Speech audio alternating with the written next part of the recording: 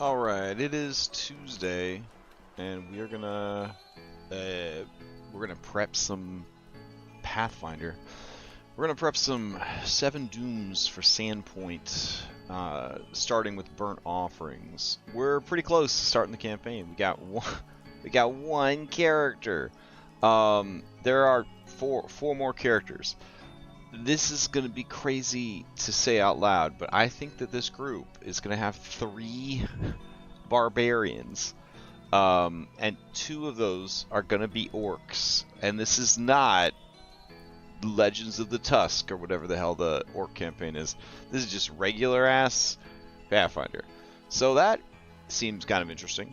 Not sure what kind of angle I could work on it to sort of make it even cooler, but we'll see. Let's see. Where did we leave off? Oh yeah. We have the town built.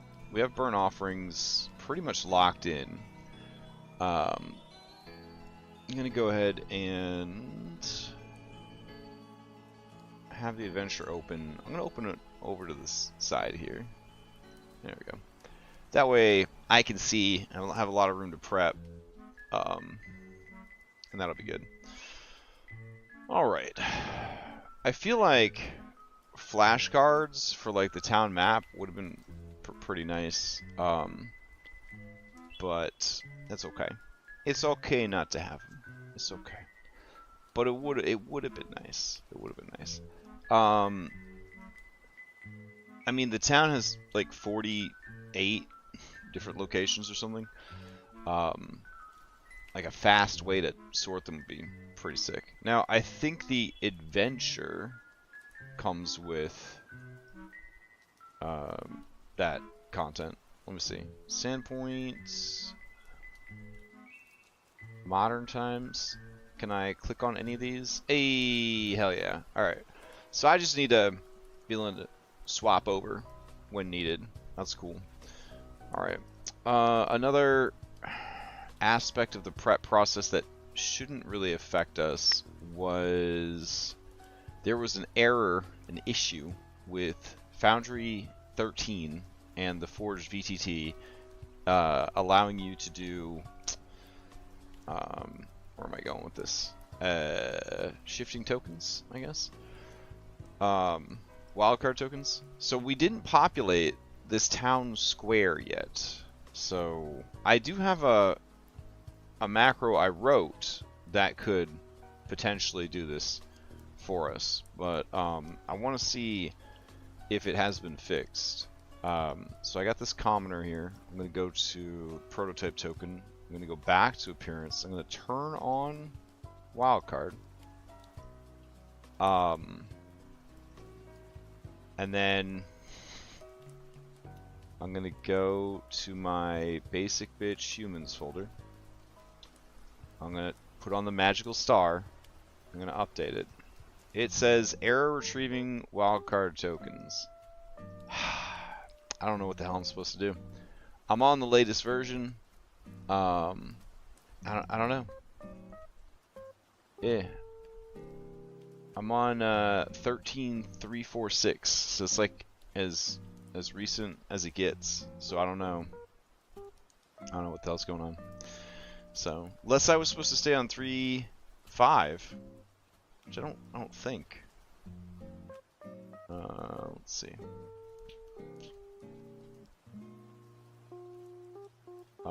Stable 5. Yeah. I'm on stable 5. It doesn't work. So that's unfortunate that that's not working. Kind of a bummer. Yeah. Alright. I'm gonna grab a bunch of NPCs to populate this common area with. So let's see. Bestiary browser. So yeah, definitely I don't know. I don't know what you gotta do to make wildcard work. But it don't. At least not for me. So Alright. And let's see. We're gonna go over here. We're gonna go to sources. We're gonna go down to NPC core. Alright. And then we're gonna just populate the town. Let's see. Is there a basic NPCs folder? If there isn't, there should be. Let's see. Shops. 7. Okay. So we'll do create folder. NPCs. Basic. Okay.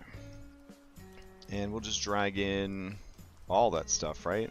Apprentices, barristers, beggars, commoners, court historian. Let's see, library, merchant. Yeah, merchant would be good. There we go.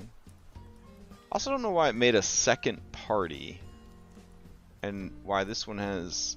Oh, you can activate which is your active party. Oh, that's kind of cool. Alright. Let's see. Who else would be working here? Oh, the actual mayor. That's kind of cool. I know there is an actual mayor. I wonder what stats the actual mayor has.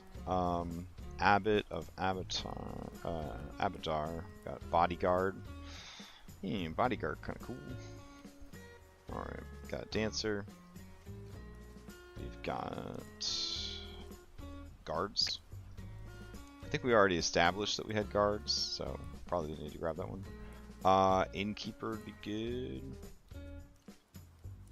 Let's see. Rigger, tunnel scout, arms dealer, bandit, astronomer.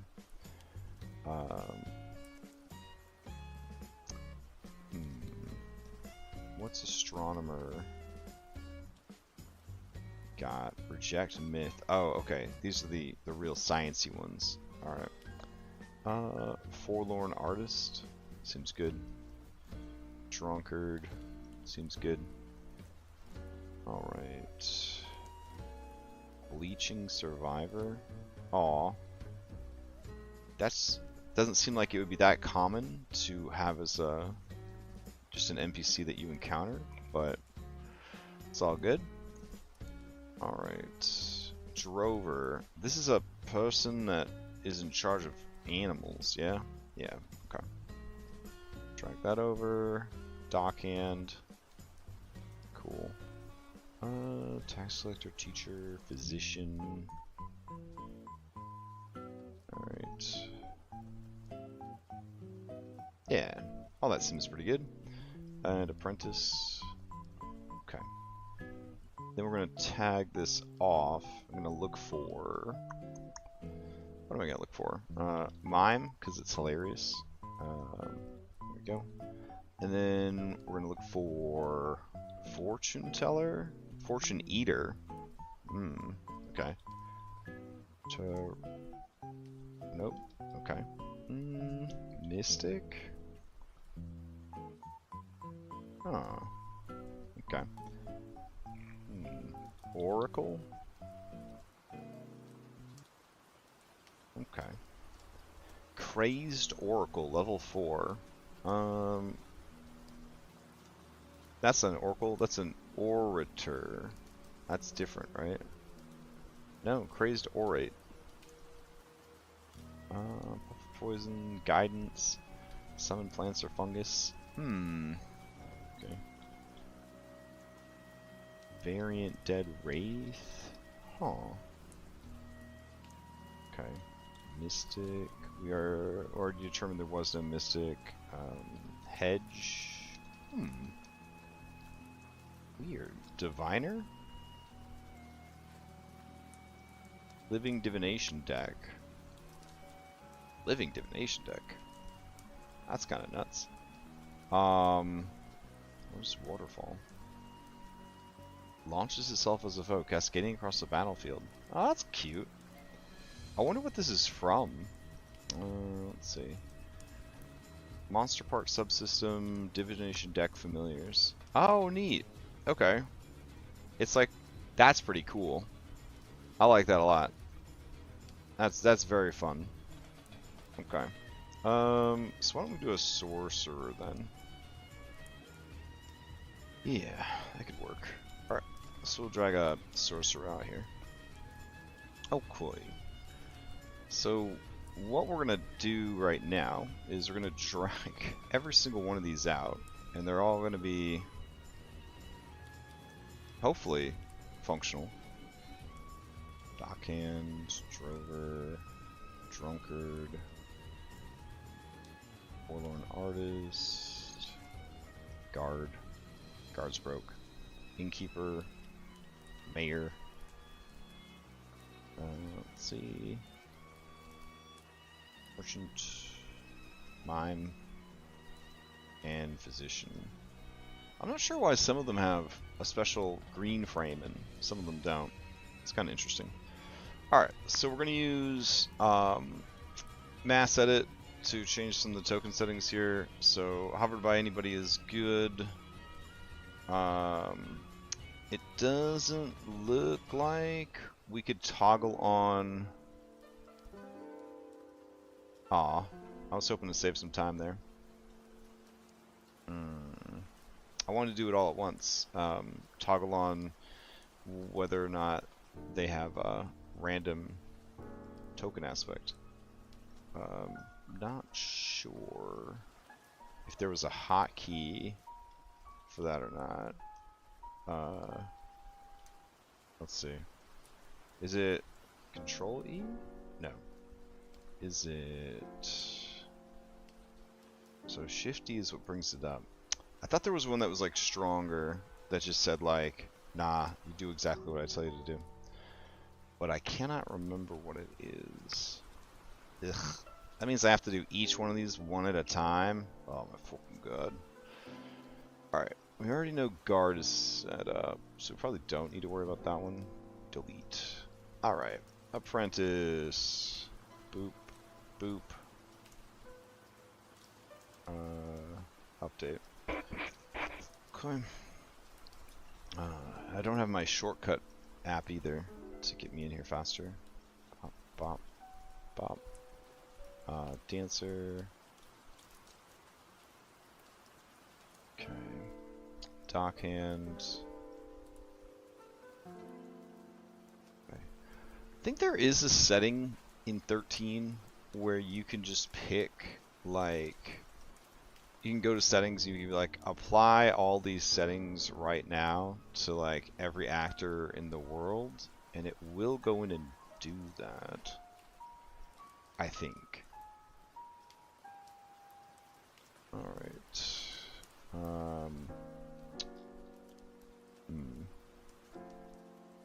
Okay. Forlorn Artist, Innkeeper. Alright, cool.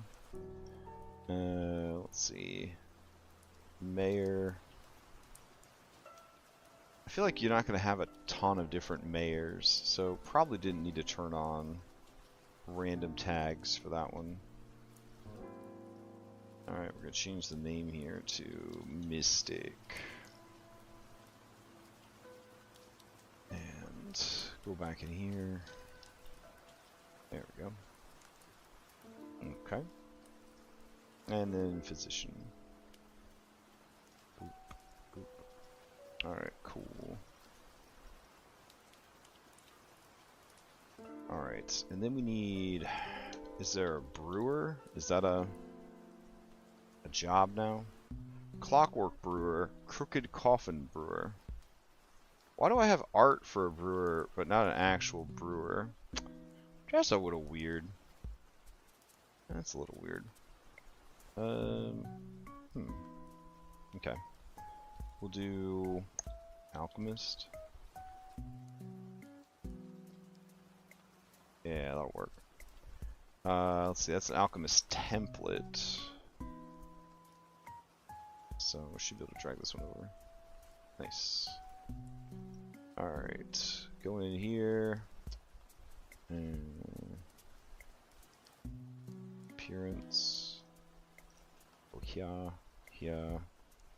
Go, maybe I could steal somebody from Kingmaker. Kingmaker commoners?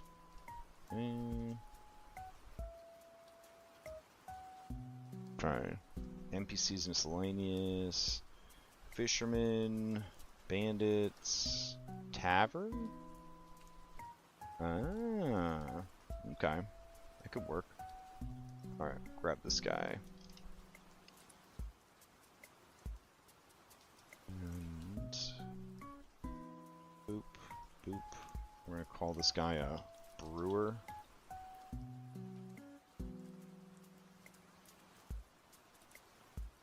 Alright. Cool. Okay. So, we'll drag brewer out here. I don't think there's a waitress mob. Is there? Yeah. Tavern. Nope. Okay. Okay.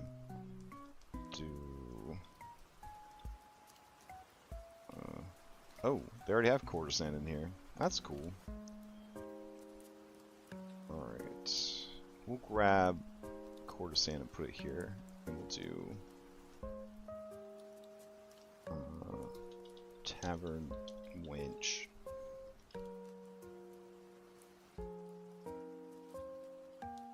Alright, cool. Let's grab brewer.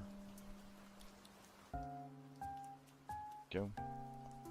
Boop, boop. Update.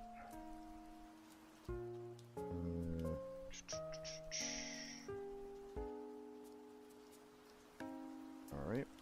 And then we'll go here.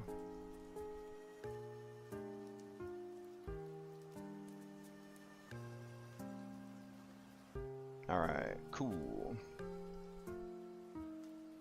Let's see. Did we not successfully change it? Oh, we changed the brewer. Ah, son of a bitch. Man. Sometimes. Alright, so try again.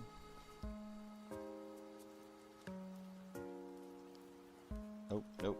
Yeah, we definitely just changed out the brewer for tavern wench. Which is, you know, that's fine. Let's see. Do that. And barmaids are tough. Alright. That's the brewer though. Okay. So tavern wench, do that. That was a little too strong. There we go. And then in here, grab this guy again. Cool. Alright. So, populating this little village, get together, town, get together. We want to have some entertainment, so we're gonna have a pair of mimes. Here we go. Nice. Hey, how come you guys can get random shit?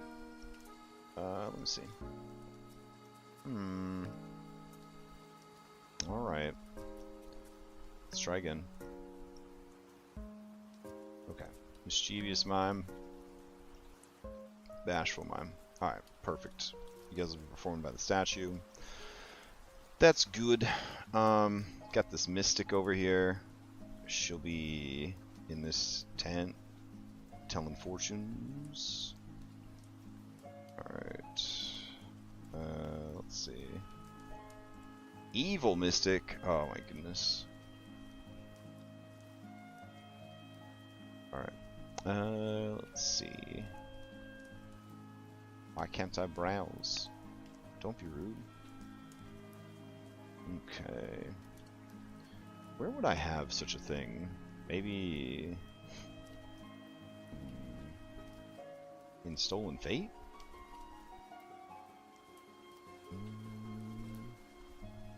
Probably not.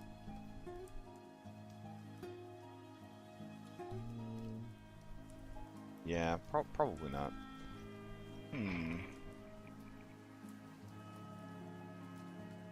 Yeah, I don't actually know where I would have had him.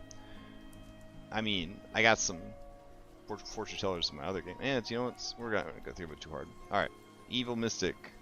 You can't be evil. It's too early in the game. All right. Cool.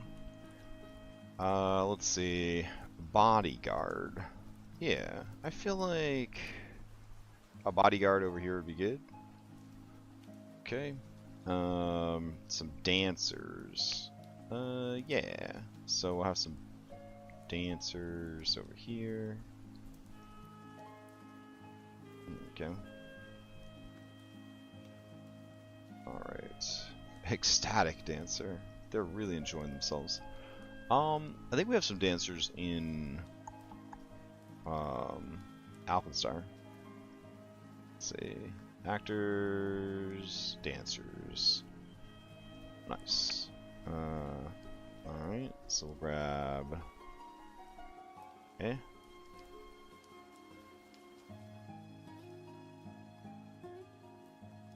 Oh, she's huge. Okay.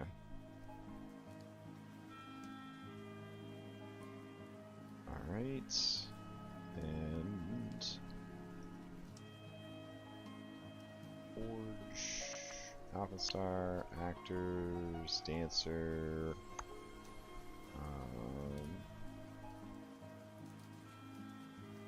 Go. Do this one. Oh, also just fucking huge. Alright. Drag this back to there. Alright.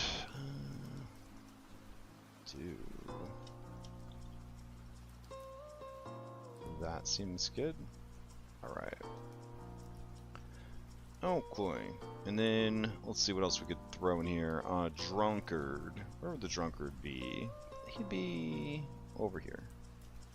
There we go. Let's see. Some tavern wenches. Oh my god. Alright, too big. Go in here, appearance. Drop that down to there. Alright.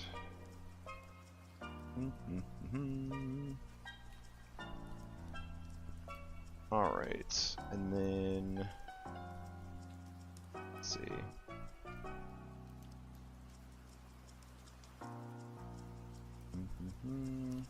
I did also like make an entire tavern for this town that I didn't throw anybody into because I didn't want to have to go and change all the art out manually or randomly with a macro. But technically that is something I had cooked up too. Let's see. Alright, then we got a physician.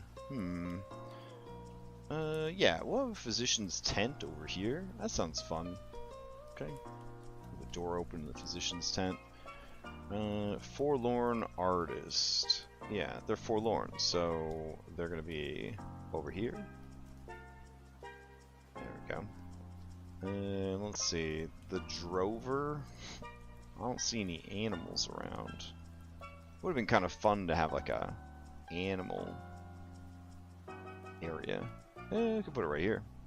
Alright, so we'll do a drover. Okay. And then what animals do we have? Do we have an ox? Did I make ox but not like bring it over to another game? Probably. Let's see, hooved.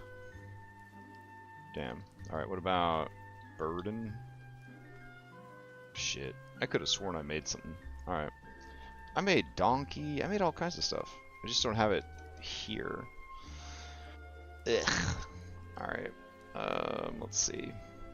The lack of animals in Pathfinder 2 is so strange to me. I mean, maybe they don't want you to kill the animals, and that's why they don't have animal stats, but it's a whole lot of horse shit. Or I guess lack thereof. Alright, so we'll throw some... You little son of a bitch. Alright, let's see. Riding horse. Go in here. Random name. Turn off your broken wildcard that still doesn't work. Alright, let's go. Cool. Alright. Fun. Alright, so what other of these basics do we want to have? Maybe some dock hands, like drinking. That'd be fun. Go, dock hand. Dock hand. Alright. Let's see, who else? Apprentice. Okay. So the apprentice could be over here. And another one could be here. And then we do merchant here. Merchant here. Merchant here. Yeah, okay. And I think that covers all the special ones. The rest can just be commoners. Alright. So now we just drop just a shitload of commoners is the goal. Alright.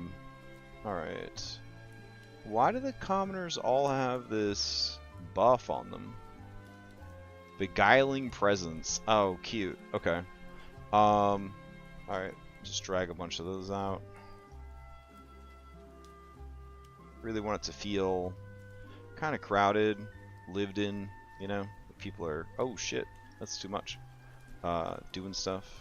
There we go. Okay. Not sure who's going to be inside that tent.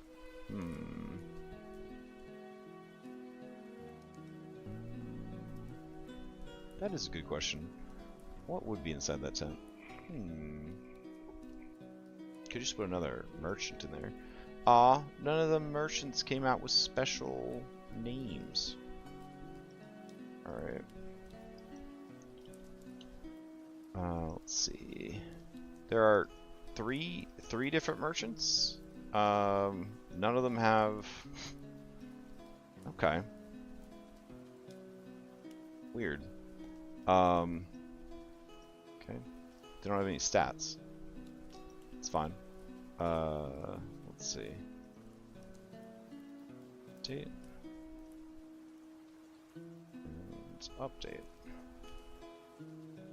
Alright, cool. And then this merchant. Oop, oop. Alright. So now we have 4 different merchants we could drop down. And they'll have adjectives. Alright. There we go. Okay. Alright. And then back to commoners. Alright. Just drop them fucking everywhere. Just keep going. Right.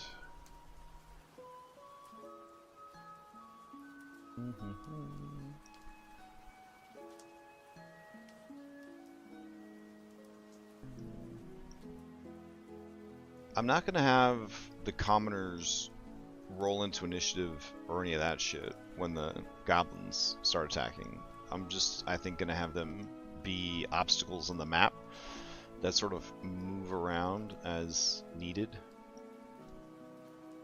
Yeah, that seems pretty good.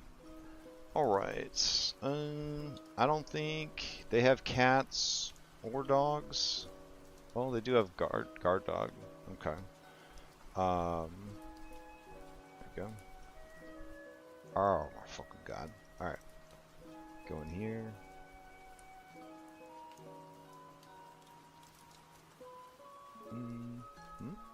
Alright, cool. Dog. Dog. Alright. A lot of people on the map. Could we squeeze a few more in? Maybe. Alright. There we go.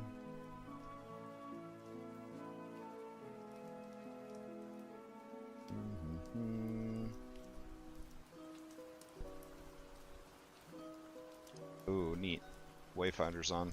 Okay, so now I should be able to just grab a bunch of these commoners and transform them using this macro. We will see if it works. Alright, it's a good start. Let's go.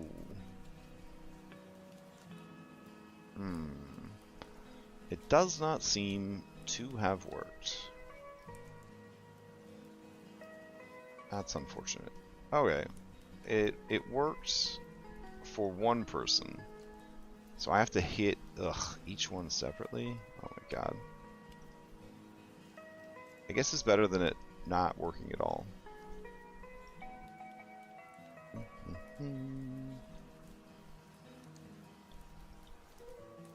It would also be cool if it ran off of like an exhaustive list and didn't repeat. There is a mod that does that, but I didn't want to bother setting it up. It kind of requires like special naming convention for your files, and I have a lot of files that I don't want to go back and do special naming conventions for. So yeah. Alright. Cool. That sets that up pretty well. What if I hit that? That is a very old apprentice. There we go. Alright. Sweet. Okay. So now that we have the marketplace where all of the initial fighting and shit's going to go down set up, feeling pretty happy about that, we can move on to other things. So I've got general store, I've got the house where the goblin's going to be, got random houses and basements if needed to kind of cover for that. I have this very nice, like maybe a little too nice, heroic map, coastal tavern, and this is a levels map, and I'm about to blow your fucking mind. So this is at sea level. This is all walled and lit, by the way, and then you go up to the cellar, ground floor, second floor, and roof. It's amazing. It did not come like this. You cannot purchase this already set up for layers, but it was very therapeutic. I love building levels maps. I love the heroic maps, story maps. I think they're having an anniversary sale right now, actually. I think you can get this map right here for like $5. It comes with all of the layers or whatever. But yeah, I think it's really, really cool. I don't know what we're gonna do with it, but we got it, and that's kind of cool.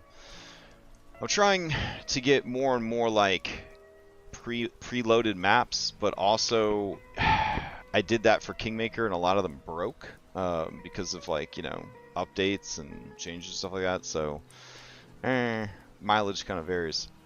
All right, we've got the Tickwood Creek map. Nice, tight, small map where they gotta fight this pig, this elite motherfucking pig who's gonna wreck everybody. Then they're gonna get called over to the Glassworks. Glassworks we do already have populated. There's not a lot of encounters at the Glasswork. There's like 2 for this entire big ass dungeon. I thought that was kind of weird. Basically, you're approaching the Glassworks, ideally from the road over here, so you're the furthest you could be from the goblins. And you roll up on the front door? Question mark? I don't know, actually. I think the front door is actually over there. So, or right here? Yeah, this might be the front door. So the idea is you come here, but right away, like, you're gonna hear goblins right there. You can go, I mean, that's it. That's the encounter for this dungeon, is there's some rowdy goblins. So what I did for the goblins to make it a little bit more interesting than just a bunch of goblins is, these goblins are singing. 2, 3, 4, 5, 6, 7, 8. So I'm gonna give him a chanter. There we go. Yeah, so he's up on the table. They've got a cook. He's making pizzas in the glass the glass melting ovens out of these people pizzas. And they've got one goblin dog with them, just to kind of, you know, make it a little more interesting than just regular goblins. I did add a new type of goblin based on the fact that it feels like everybody wants to fuck goblins now. So some goblins are cuter than others. And those goblins wear wigs, whether they're boys or girls or in between. They try to look as cute as possible, but they're still just as vicious. And I've called this monster the Goblin Shortstack. And the Goblin Shortstack has a beguiling presence. And they are treated as a level 5 challenge if you try to engage with them socially. They can encourage other goblins, and they can hurt your feelings. Yeah, so overall, I think that's going to be pretty fun. Let's see. I think the one thing I forgot is that they have to have a high performance skill. So let me give them a performance skill. There we go.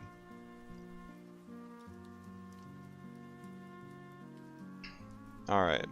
So these goblin short stacks can hurt your feelings real bad, and they can make deceptions against you. I think they're basically just courtesans that I modified a little bit to be more goblin.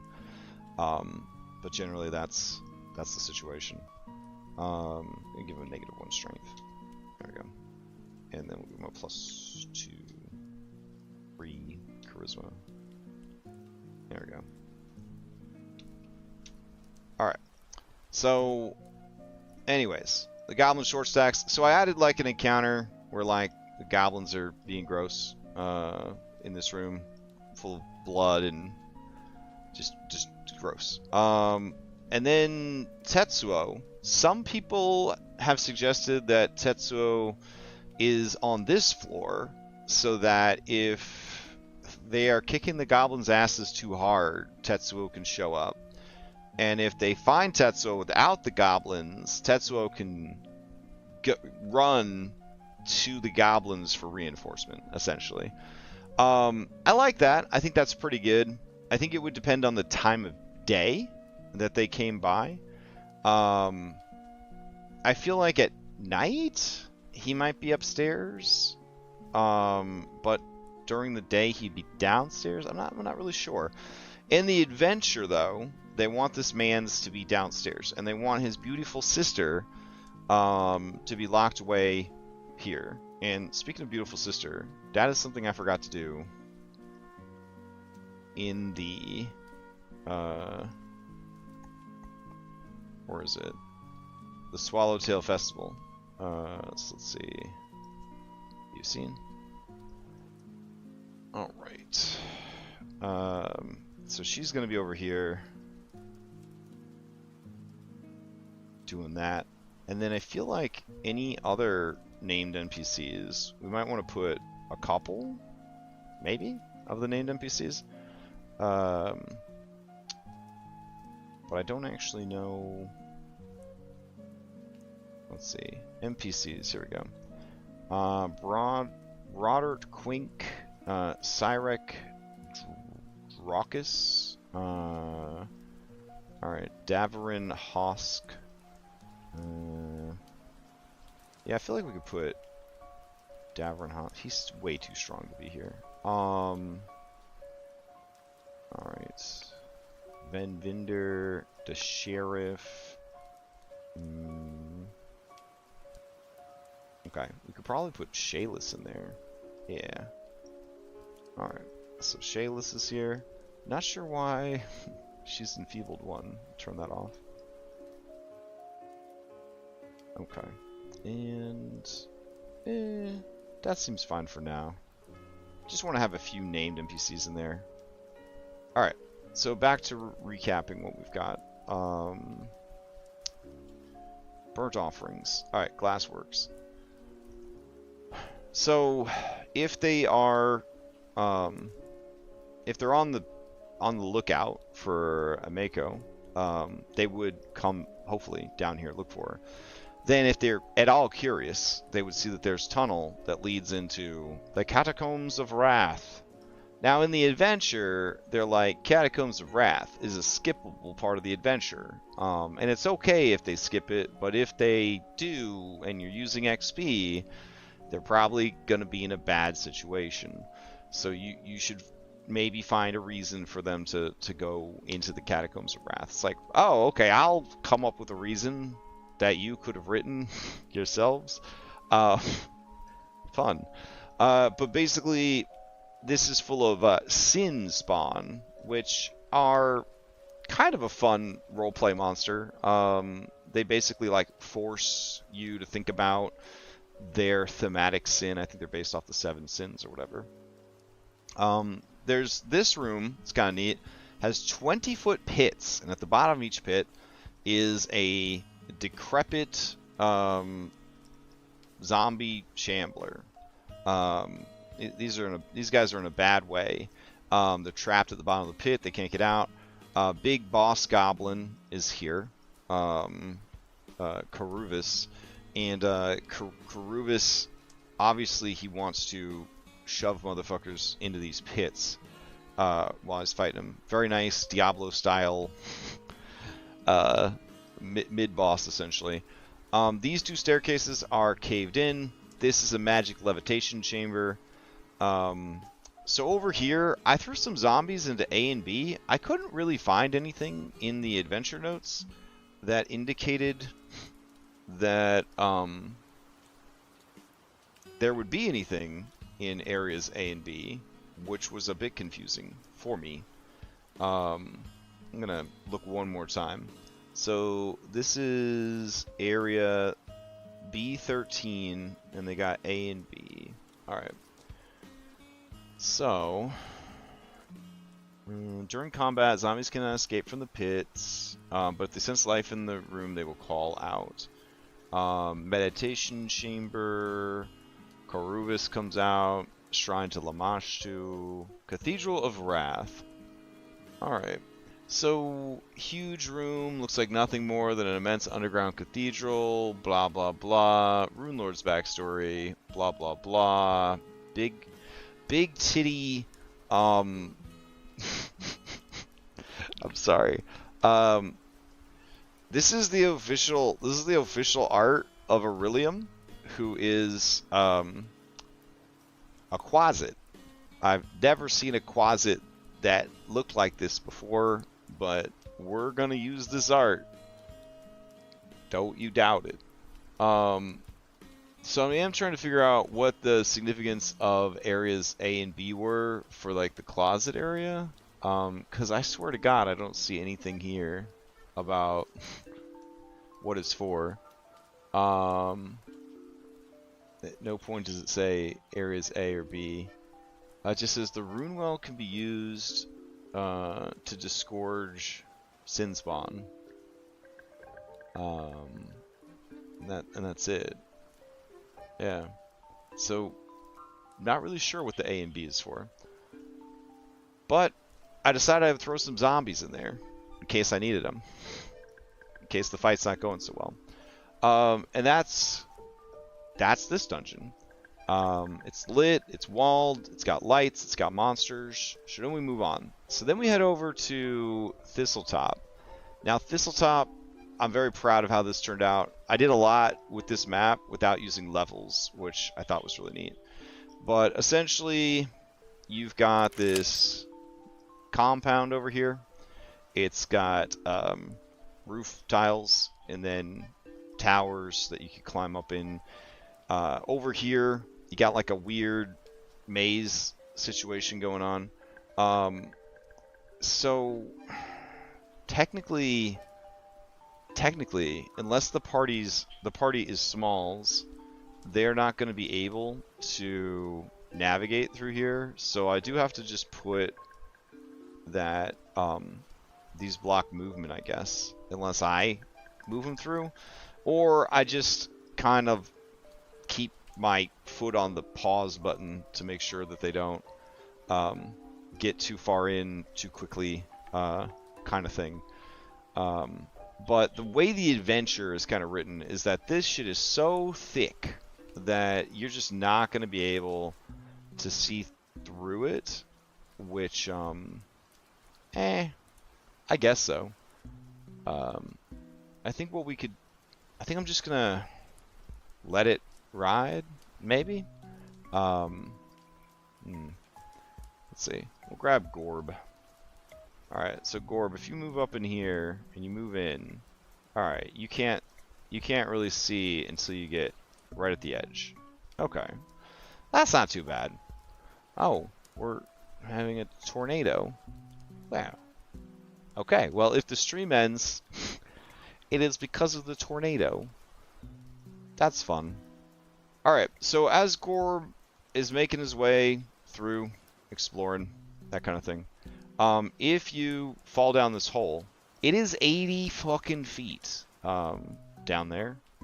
So you don't want to fall down there. If you do, though, you splash down, and we'll just hand wave it. And then there's a bunion down here, a bunyip, that is definitely wants to kill you. Let's see. Even with teleport, I have to turn on ghost. That's crazy. Wow. Alright. So, yeah, if you fall down, there's a bunyip there, and it wants to kill you. And then you can go north or west to get out of the cave. And again, this was done without using levels. So this is just using the normal roof tiles that are provided with this adventure. But over here, we got this bridge. And if you are underneath the bridge, alright, it disappears. Good shit. Good shit. Very happy with it. So, I think I was in the middle of populating this area when I stopped working on stuff off stream, so this is where we're going to pick up from. And the last thing that I did was finish Gogmerk, the Goblin Druid, and his pet fire leopard, Tangletooth. So these jabrones are done up, real nice. And then we've got these little goblin dogs over here that you can befriend. We've got a short stack and her entourage. These are just empty campsites, it turns out, number 8. And then crossing the bridge is a skill challenge. These guys right here are supposed to be set on a patrol. Got goblin dogs in the house. And then I am going to move... Oh, wait. Go to the roof layer. There we go. There's a horse in that stable. Damn, it's really bad out there. I think I might have actually put everybody where they need to be, but I don't have the boss designed. Okay. So let's continue. Thistletop. Gogmerk's Lair. Check. Rope bridge. Alright. Rigged rope bridge trap. Fall 80 feet into the water. 2d3 non-lethal and 46 lethal. Damn. These guys are level 3 at this point. Thistletop G10. Alright, that's the Gerbs. Alright, so we got goblins, 4 of them on 4 goblin dogs. Check. Alright, heading inside, we got the trophy room. Nothing fancy going on in here. Hacked up harpy parts. Then we got food stores. Nothing fancy going on in there. Then we've got the pickle thieves, which I guess... Is there a side quest for pickle thieves? I don't know. These two goblins are in theory on guard duty. So these guys are over here, and I'm gonna have them like in the stairwell, drunk off of alcohol. Oh my god. Huh! Yikes. It's really bad out there. Must keep prepping. Ah! Please! Hold on! Man, maybe I should power down my computer. It's really bad. I want to get prep done though. But if my computer gets fried...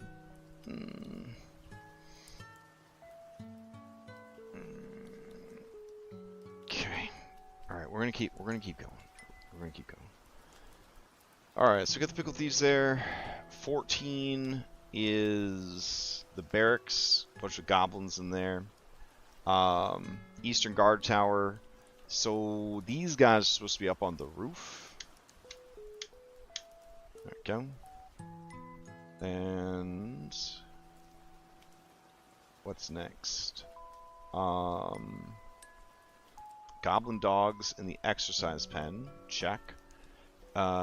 Caged horse is in here. There's apparently a shed right here that doesn't have any monsters or anything in it. And then I guess the horse is also a side quest that you're supposed to seed. So I should probably remember that.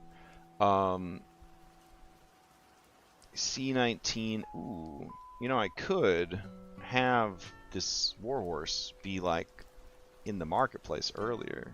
Ooh, yeah, that's a good idea. Alright, so I'm gonna go back yet again to here. Alright, we're gonna grab warhorse, shadow mist, warhorse. Alright, we'll get rid of his debuffs.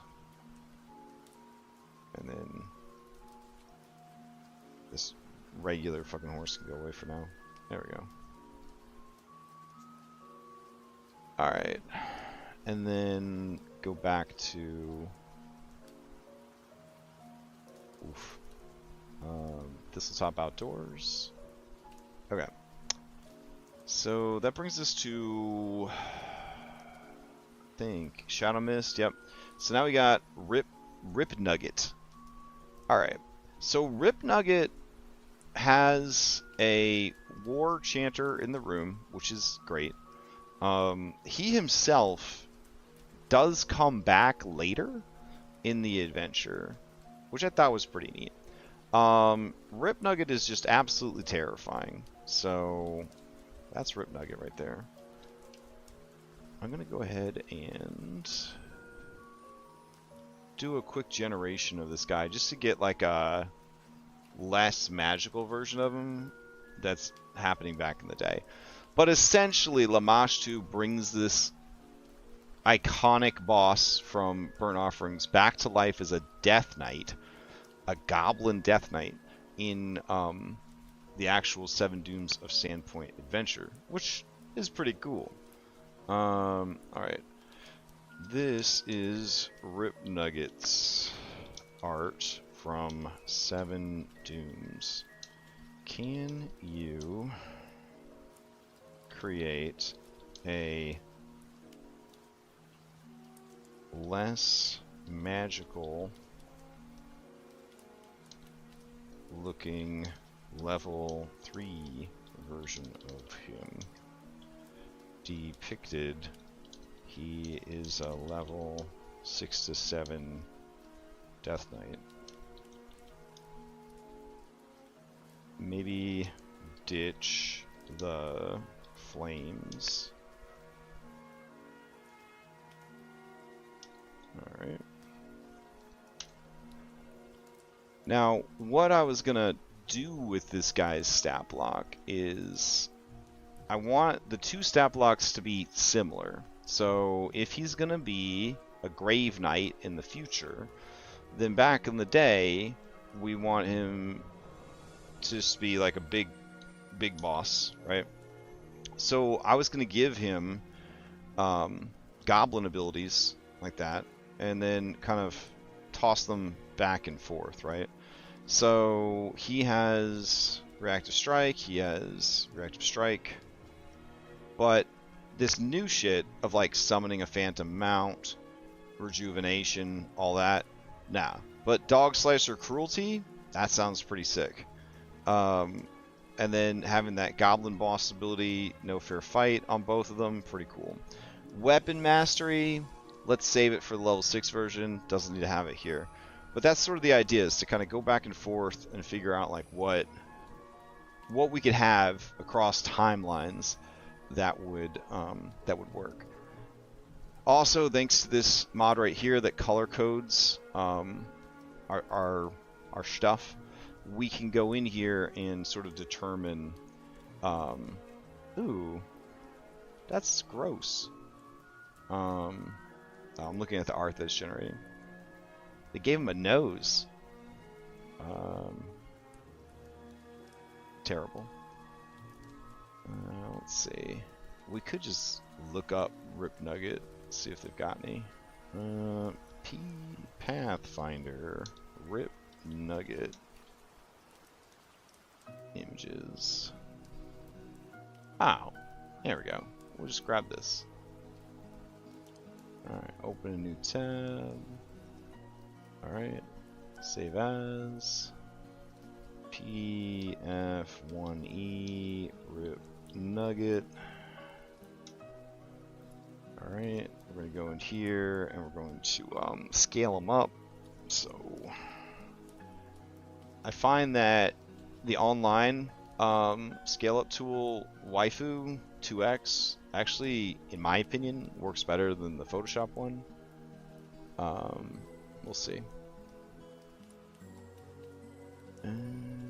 Alright, I'm not a robot. And download. Alright, so we got this Rip Nugget and Stickfoot art. So we're going to go ahead and save it out as a WebP. There we go. And then we're going to go over to our token making file. And I'm going to put him like that. That should work. Let's see. Drag this up top. Ooh, nope. So we'll scale it down to fit. I could make like one of those he's popping out of the tokens. Yeah, I could. Alright, hold on. Let's see. Active tokens. Doomed token, expanded. Alright. So we did the same thing for Big Booby lady. So let's see. We could do a few. We could do him mounted, which is pretty fun. So like that. Okay.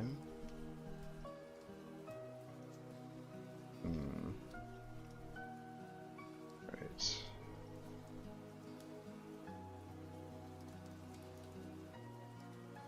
Apparently this is a pretty iconic boss from Pathfinder 1. I didn't run or play Rune Lords. I played the board game, and I played the what else did I play? Yeah, I played the board game, and I played the video game version of the board game on my tablet, and it was cool. It was definitely really cool. All right. I think that looks really cool, so go ahead and save that out. Alright, so this will be Doomed Rip Nugget mounted. Alright, and then we'll shrink that down. Okay. Then if we just want him looking like a boss, we'll do that.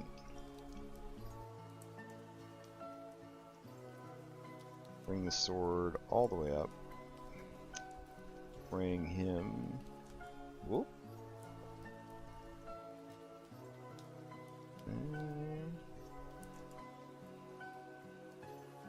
Yeah. Alright. And then we just got to get rid of everything. Everything that's not Rib Nugget. I wonder if the Nuggets, he is famous for ripping our testicles. That's what I think. That's the lore that I'm going with in my interpretation of the story. Alright. Get rid of all that.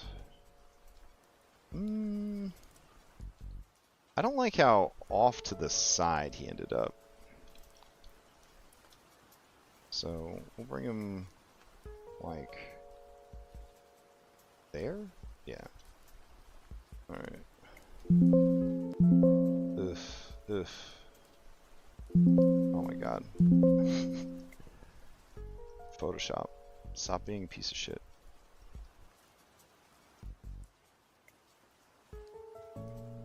The problem with Photoshop is it can get away with being a piece of shit because it's the industry standard. Sort of like Roll20 can get away with being a piece of shit. Let's see. There we go. That does beg the question, which is better? A bad program that you don't have to worry about updating, or a great program that you're stuck updating all the time? And you only get one or the other. Alright, so this is Doomed, Rip Nugget, Burnt. Alright, and then we need that sweet baby boy. Let's see. Stickfoot, is that his name? Alright. I don't think Stickfoot needs a big ass miniature. I'm gonna be honest. I don't think Stickfoot needs a big ass miniature. Let's see. I'm just gonna bring him up here. And like that's good. That's good. Alright. Remove background. Ooh, that was pretty clean. Alright. But what we do need is we need a spooky version. So I'm gonna do this. We're gonna do this. And then we're going to save it out like this. Doomed, Stickfoot, Burnt. Alright, and then for future him, we need to make him blue, because he's a ghost. So we're going to go to hue saturation, and then that looks pretty fun. 135 and 27. Alright. Image adjustment, hue saturation, 135 and 27. Alright. Now he's a spooky ghost. How can we make him more ghostly? Obviously, we're going to drop down to 60 opacity. Like so. And then, let's see, we'll have to hide everything else behind him. Oh no, that's a lot of things to hide, I think. Oof. That lightning is so fucking fierce. I'll skirt a little bit. Alright. What we need, so that he doesn't seem too solid up front, is we go here, we invert, we go here, we delete. Ah. Alright.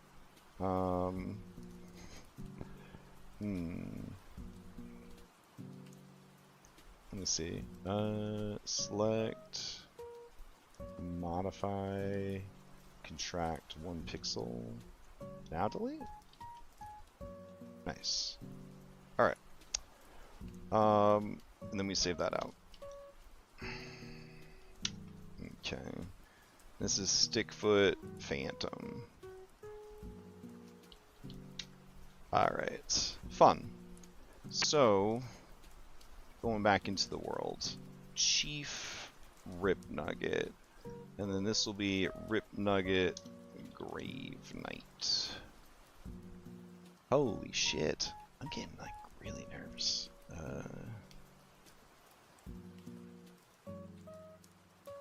Okay. Then we've got to right the ship. So ideally you want on a boss, in my opinion, a lot of things to be yellow or green. You want to avoid blues unless it's like a signature thing. And then you want to have a few yellow and orange. Unlikely on a boss that you'd want a red unless it's like a thing that they're going to be like famous for. So let's try to bring his stats back in line with what we want from a 3rd level elite. So we're going to do AC down to 20. Alright, yes, that's cool. 20 is, in my opinion, too high. So, no, that brings it to green. Alright, that's fine, because the guy's got a breastplate on. Alright, so then for his strength, I'm going to just make it a 2. I'm going to make his constitution a 3.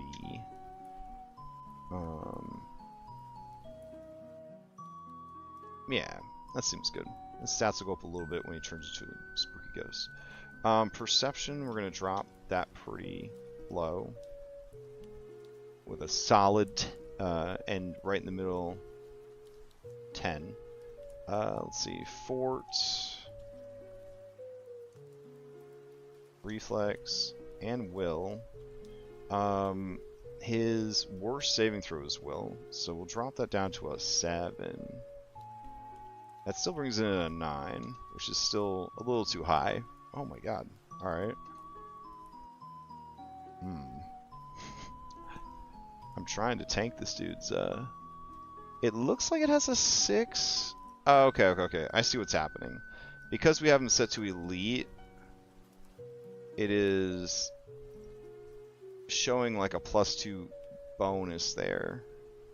So we'll have to turn the elite thing on later. Okay. Because it's skewing our data. Alright. So his armor class ain't great yet. His fort and reflex, I don't mind those being at 10. That's fine. 8 will, that's cool. Over here for his skills, we're gonna drop these down. I think it's crazy that they gave him medicine, but you know, it's whatever. Alright, and those stats are still coming in too high, so we're gonna do 8, 8. I think for intimidation we will give him a 10. Medicine, I'm gonna drop it all the way down to like a 4. Nature actually does need to be pretty high because he's got to command his mount. And then stealth. Okay. Cool. And let's see. Dude speaks a lot of languages too. They really want to make sure that you can roleplay with this guy, I guess. Over here, we're going to drop his hit points down to 45? No, that's still too high. Alright, 40? Alright, cool. Armor class, we could bring it up to an 18, I think. Alright. And perception is low, which that makes sense. And then over here. So his inventory, he's got a +1 striking wounding dog slicer, which is way too high in level for what they're bringing to the table at this level. So we're going to get rid of the wounding.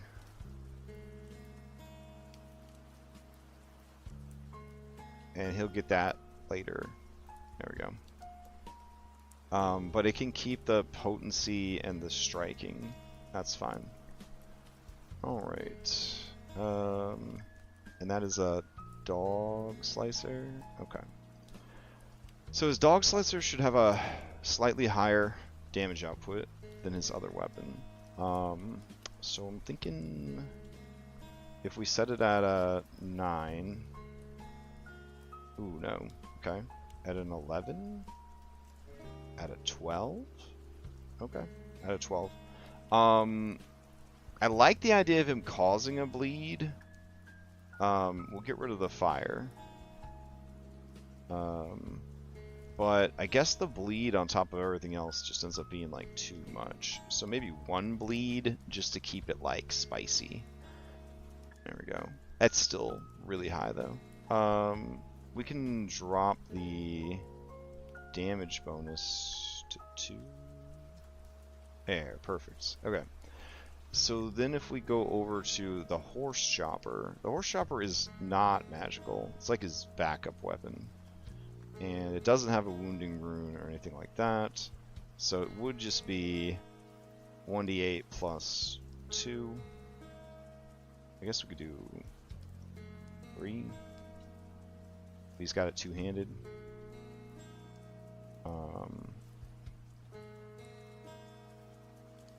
Oh, that's fun. Can make it have bigger damage if it's two-handed. Yeah, alright. Cool.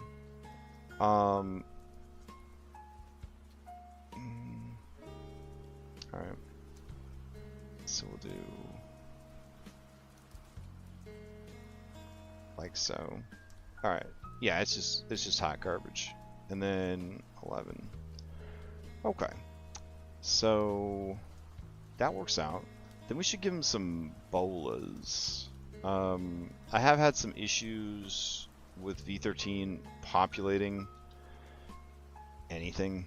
But it looks like that is resolved. Alright. And then bola. Nice. Okay. So we'll give him like 3. Alright. Bola's a good weapon. Okay. I like that. I like that a lot. Okay. And he's got a good weapon to drop so they can get the runes off of it if they want. Doesn't fight fair. All his other numbers are back in line with where they need to be. We do need to get rid of these immunities that they gave him. There we go. And yeah, okay, cool. Now we can just change out the art. Alright, so we have 7 dooms, actors, NPCs. Alright, so we will grab the artwork that we saved out, which was this one, I think.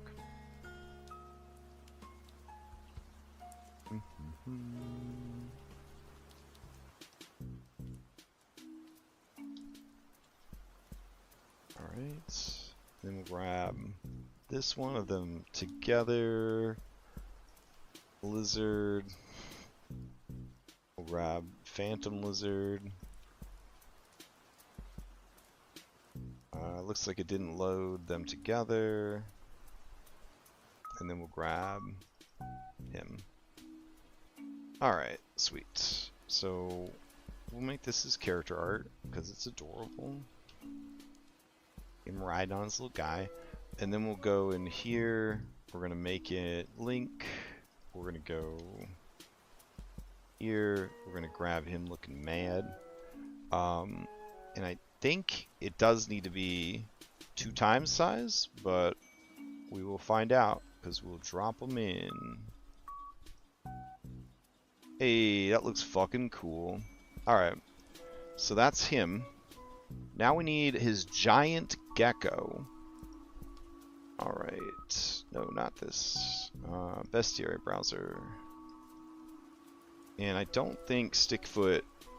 What? They have a ghost version of Stickfoot? Oh, that's cute. Wait, why is Stickfoot not a ghost anymore? Is this like Stickfoot's baby? This is baby Stickfoot? What the fuck? Uh-oh, receiving message. Oh, damn. Okay. Let's see. Rip Nugget. And Stickfoot, the giant gecko. Yeah. They really gave this man a mount with only 11 health? Are you fucking serious? Alright, well, that's terrible. Giant gecko. There we go.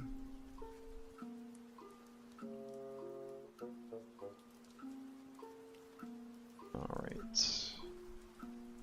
Stickfoot deserves better than that. He deserves better than that. He will also be elite. Let's see. So we'll do Stickfoot, comma, giant gecko. Alright. Like so. Link to actor. Appearance. Oh, we should just steal this. There we go.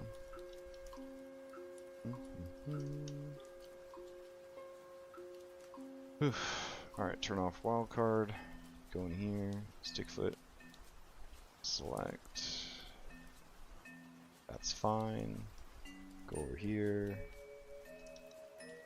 Yeah, it's fine.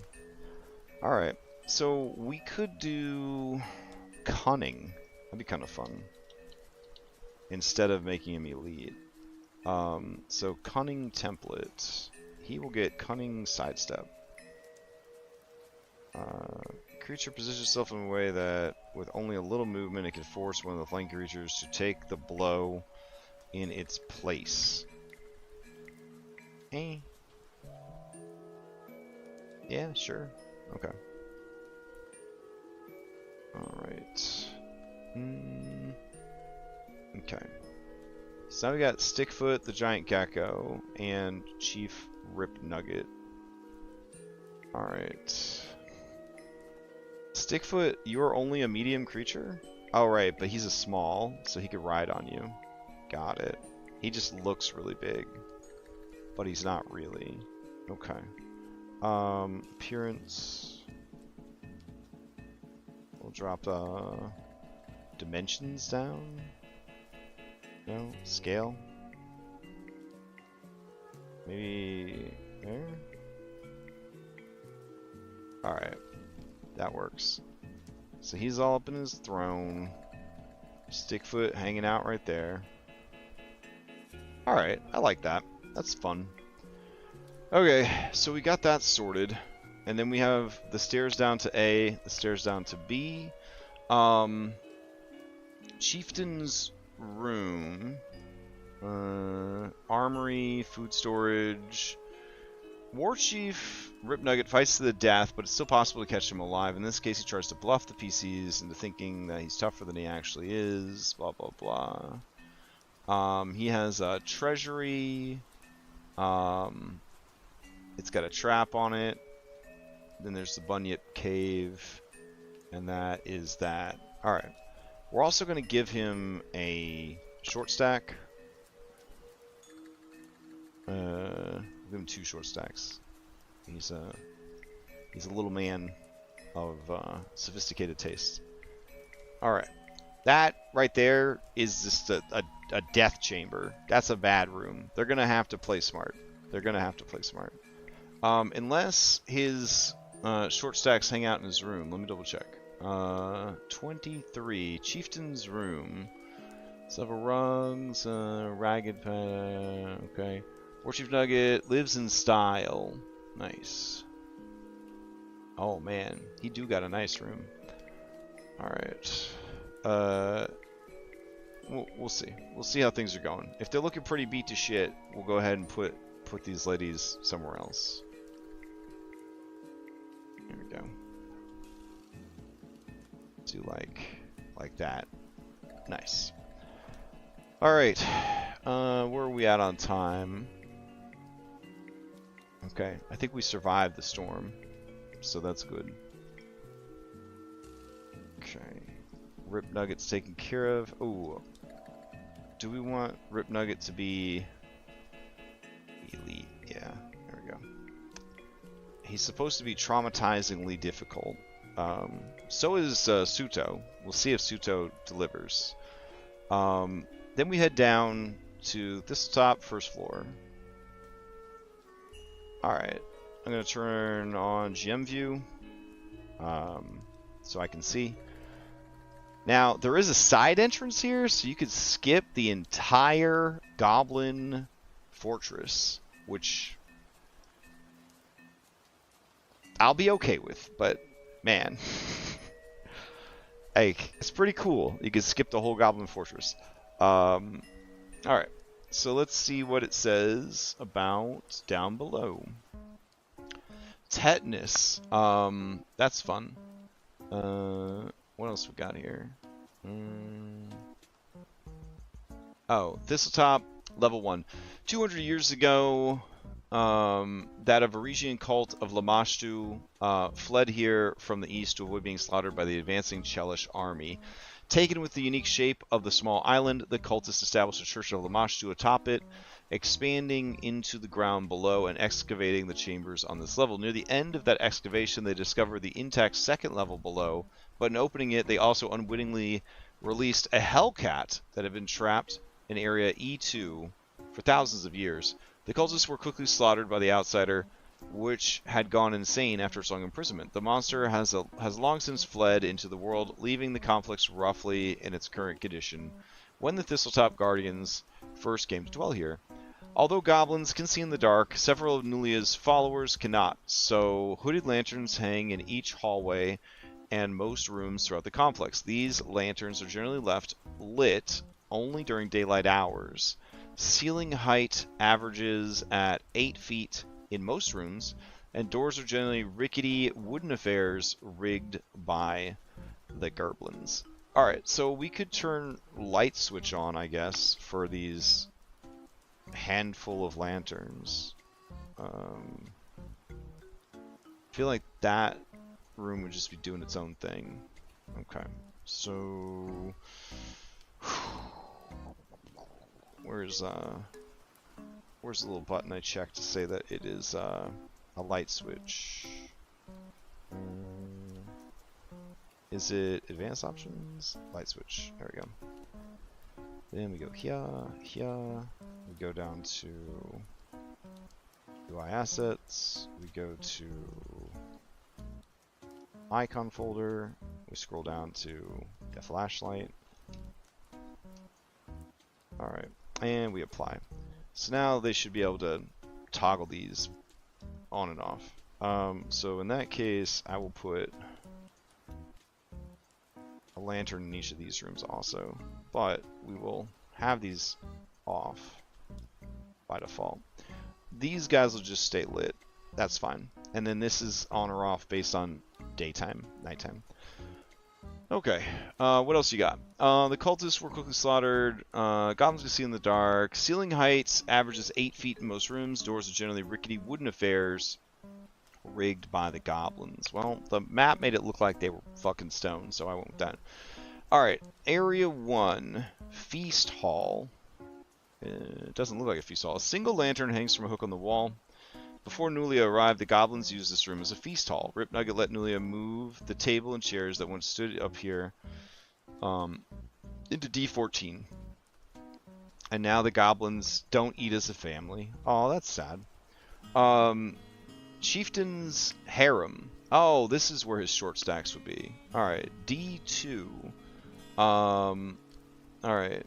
Dozens of ratty cushions, lumpy pillows, nauseating mixture of vinegar and rotten flowers. These four are War Chief Rip Nugget's wives.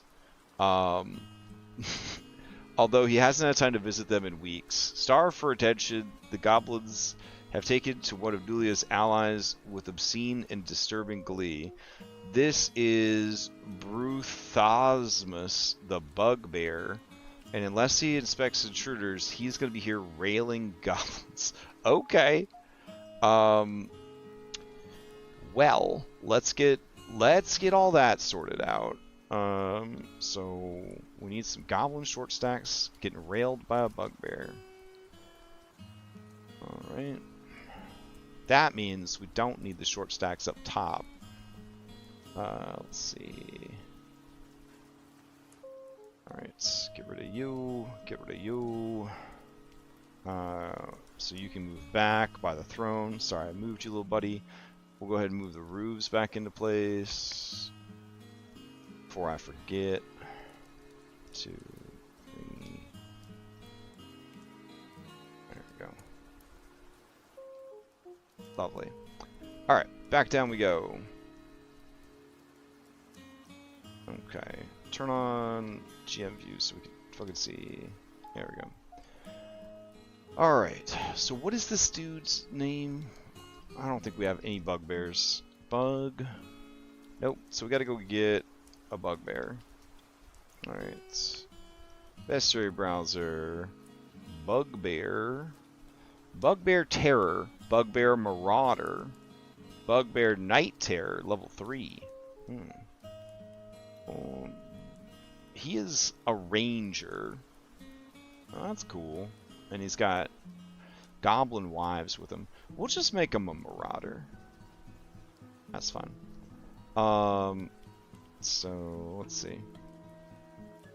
Bugbear Marauder. Or he could be a weak bugbear bully. That's kind of cool too. Bully force, brute force, and bully's rage. You know what? I'm kind of into that one. There is also Bugbear Tormentor. They have sneak attack and twin feint. You know what? I'm gonna go with the bully. Alright, Bugbear, bully, and we'll just make him weak. Alright.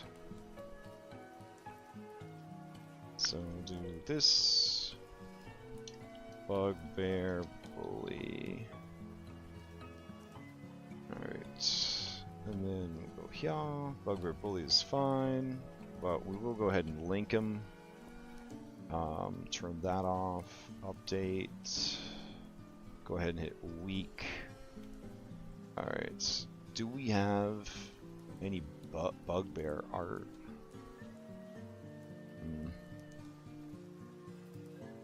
Alright, let's see.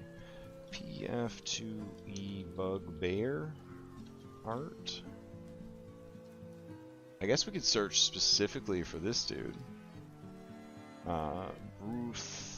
Bruthasmus.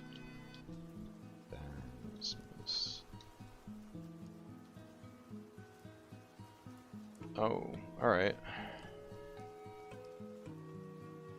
That you? Bruthasmus?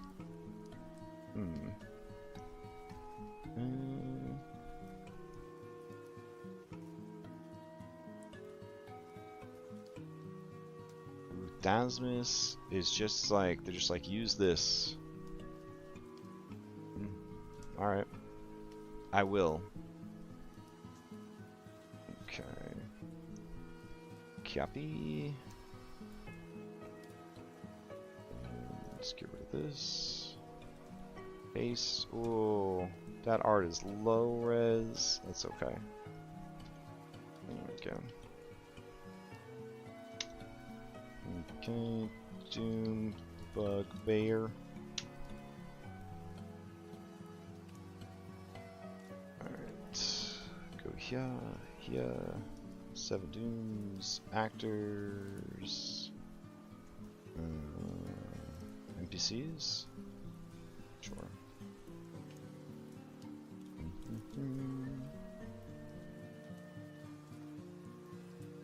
Alright, select, go in here, select, and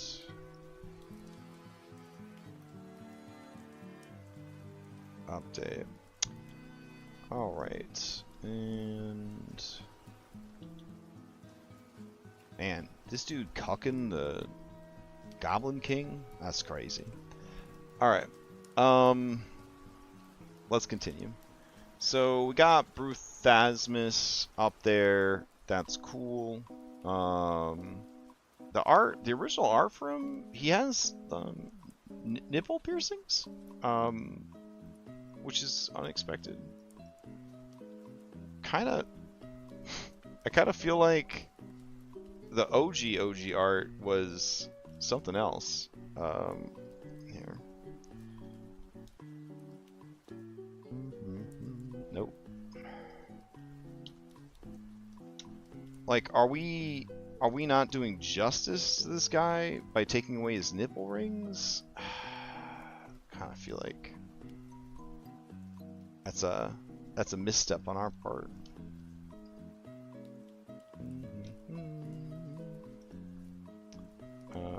Alright, so Doom, Bruth. Alright.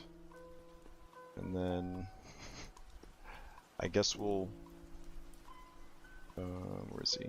Here. What? Gotta get his little nippies in there. There we go.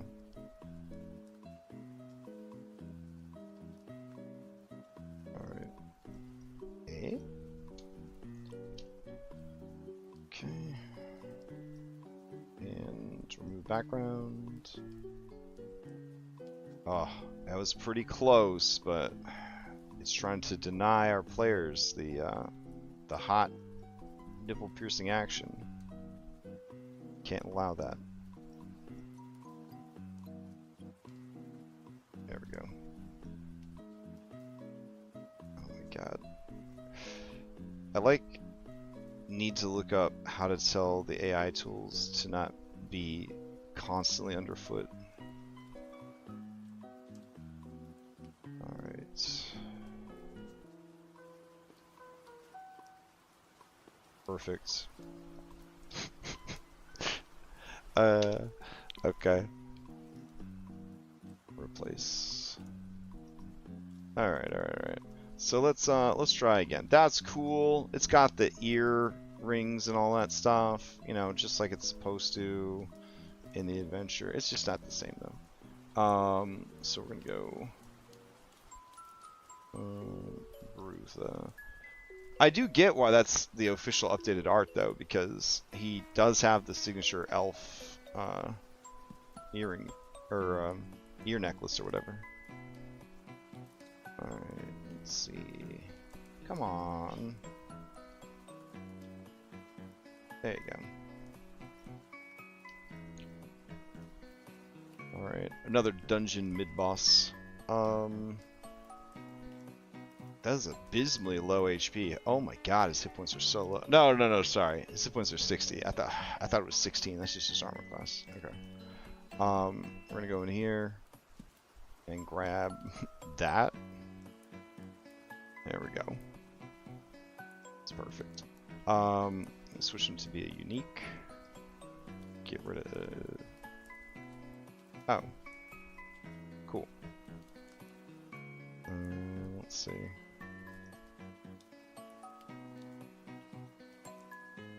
Alright, next up, Goblin Nursery. Oh no. There are no babies here currently. The Thistle-type goblins have had other things, such as playing the round Sandpoint, on their mind. GMs seeking to confront their players with awkward social situations might want to put a few sharp-toothed feral goblin children and babies in these cages for the unsuspecting adventurers to discover. Well, in the content survey, they did not put I don't want to kill babies. So we could do that. We could do that. Alright. Let's see. We got a baby goblin. Baby goblin.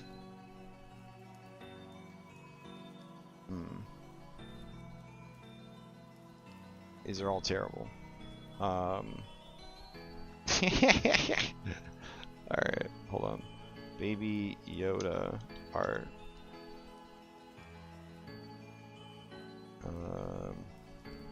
Yeah, that's definitely what a baby goblin looks like.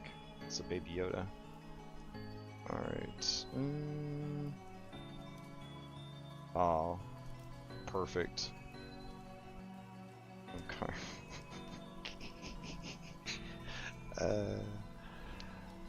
Alright, put that shit in there. GMs that want to be bad GMs can put goblin children, and I guess, you know, the writers of Baldur's Gate 3.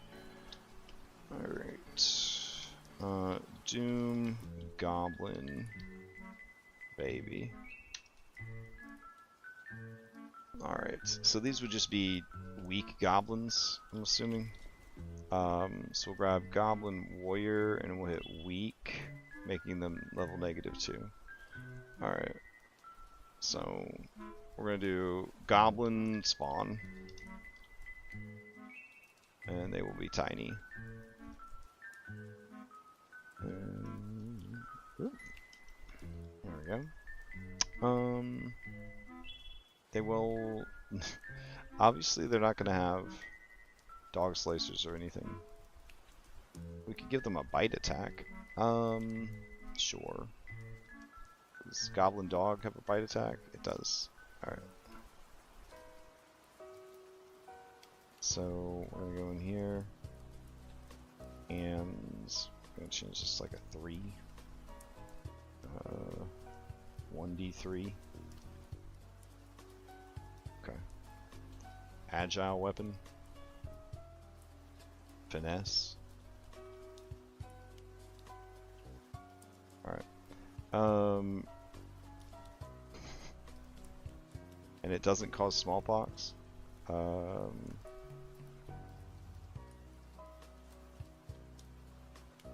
I don't see additional attack effects. It would be pretty funny if they latch onto you with their little jaws. Alright, I'm into it. Okay. Cool. So go here, here, up.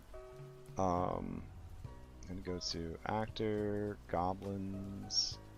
Gonna grab a goblin baby.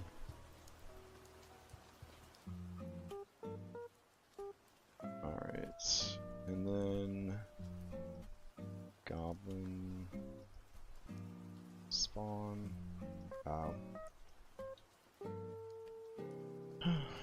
Okay.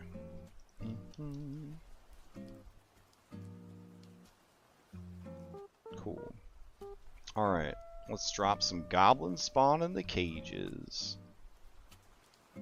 Why are they so badly beat up? What's wrong with them? They're clumsy because they're encumbered. You know what? I love it.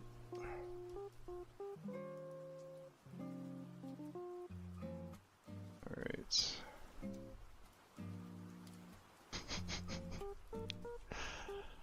Yeah, that's a lot. That's a lot of experience, boy. Take it out of that room. All right, cool. We should put a goblin dog in there named Nana. Yeah, let's fucking do it. All right, cheerful goblin dog. We're gonna call it Nana. All right. So then we've got Suto's chambers.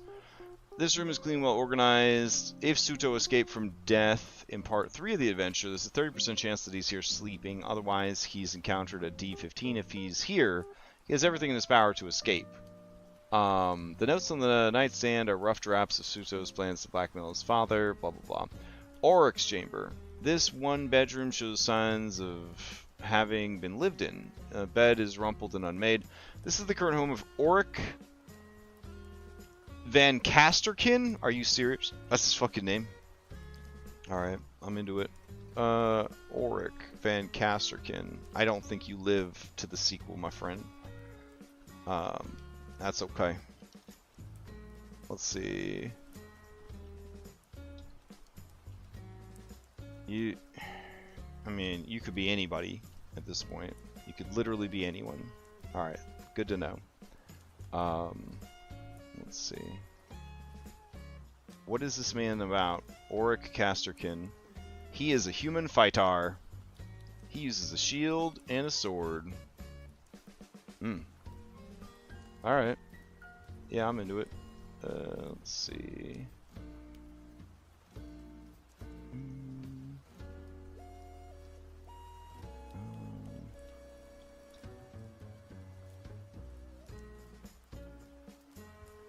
Okay.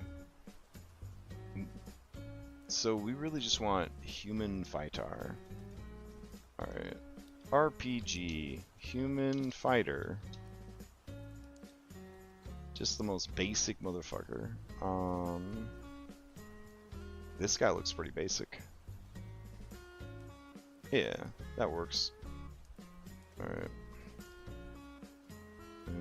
Save as.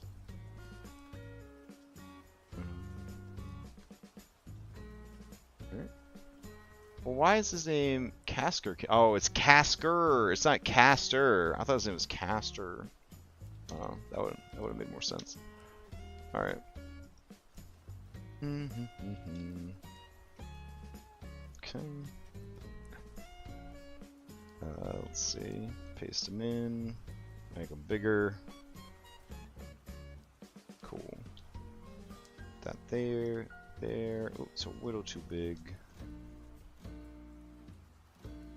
Alright. And remove background. Alright, cool. Alright. Doom Auric token. Alright. What is Auric's situation here? Auric bears no regrets for murdering the alchemist. He does regret the fact that Clegg Zincher effectively made it impossible for Auric to continue living in Riddleport. He misses his hometown greatly despite the fact little good ever came from living there. Okay. So he wants to go back home and take over the arena. That's nice. Okay. So Auric is just a tough-ass fighter. Alright. Let's go to Bestiary Browser. We'll grab a fighter. Alright. Mercenary Fighter, level 3. There we go.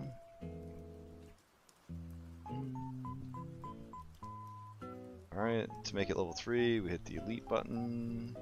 I don't know how many times I gotta write this dude's fucking name. Oh no. Alright. Auric Van Caskerkin. Alright. There we go. Here. There we go. Unique. Update. Let's go in here. Here. 7 Dooms. Actors. NPCs. Go grab this guy. Probably don't need the full art for him. It's more than enough for throwaway NPC. Sorry, Orc. Go here. Paste that in. Alright. It would be nice if he had... he's wielding 2 weapons, each in a different hand. Yeah. I'd rather he have a shield like the original art. So we will do that. We're gonna go here and we'll do a shield. Looks like he's got a pretty big fucking shield. We're getting this fortress shield. Okay, and then we're gonna give him a shield boss. There we go. And then it looks like he's got a longbow in his original art. So we'll give him this composite longbow. Alright, we got arrows. Let's see. Consumable. Arrows.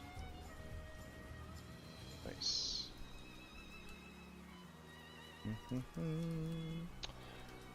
Alright. Then we can get rid of short sword. I don't know if it'll actually disappear off the sheet. Nice. Alright, get rid of the short bow. Okay, good. We're gonna go over here. We're going to do short sword, short bow, back to inventory, shield boss. Alright, nice. Right. Cool. So he's got a shield now. That's good. And then could be cool to give his sword. What kind of equipment does he have in the original adventure? Exotic weapon proficiency bastard sword. He's got a potion of cure moderate wounds, a +1 banded mail, heavy work steel shield, masterwork bastard sword, and he's got an ever burning torch. Wow, good for you, bro. Got some good stuff. Alright, so we'll go to his armor, and we will give it a potency rune. There we go. And then for the shield itself, we'll go in here and give it reinforcing. There we go. Alright, nice. What does this do? Hefty 2. Hefty. It's not telling what Hefty does. Also known as portable walls. Getting the higher bonus for the shield requires the user to take cover action while the shield is raised. Alright. So in truth, even though he has the bow in the original art, I'm going to take that off. And I feel like he would just have some throwing hammers. You know what I mean? If he had anything. Maybe just some bolas, because they're like a really smart weapon to have. Yeah, that seems good. Alright, so we'll do more bolas. If you haven't actually played Pathfinder, bolas are really fucking good. Just so you know. And there we go. Alright. So he's got his bastard sword, he's got the bola, he's got the shield boss, he's got attack of opportunity, he's got double slice, so he needs shield block. There we go. He needs raise shield. Alright, cool. Matched blades. Mercenary fighters interact action to draw or stow either of their blades. They may make the same action. Oh, that's cool. Okay. Alright. I like that sword and board dual wielder situation. That's pretty fucking cool. Yeah. Alright. I'm into it. Okay, so now we have Auric Van Casterkin. Now this is his room. Is this actually where he is? If Auric surrenders, he does what he can to ensure that he's still alive. Things have become so unbearably complicated for Auric that he's considering giving up the whole thing and heading east. Nice. This is the current home. Blah, blah, blah. Auric bears no regrets. Blah blah blah. Doing so, he hasn't really had too much actual bodyguarding since he's remained here at this top, so he knows that chambers below. Yeah, so I figured he'd either be here or like in the break room. One or the other. So this is B. A, B. Okay. So Auric, get your ass in there. Alright, cool. Oh no, Auric, I forgot to do something. Boom, there we go. Alright, then we've got the next area. Lyrie's chambers. While this bedroom is clean and brightly lit by an ever-burning torch lying on the nightstand, the room's Spartan decor makes it unclear if it's actually lived in. Oh. Okay. So let's see. Pyro.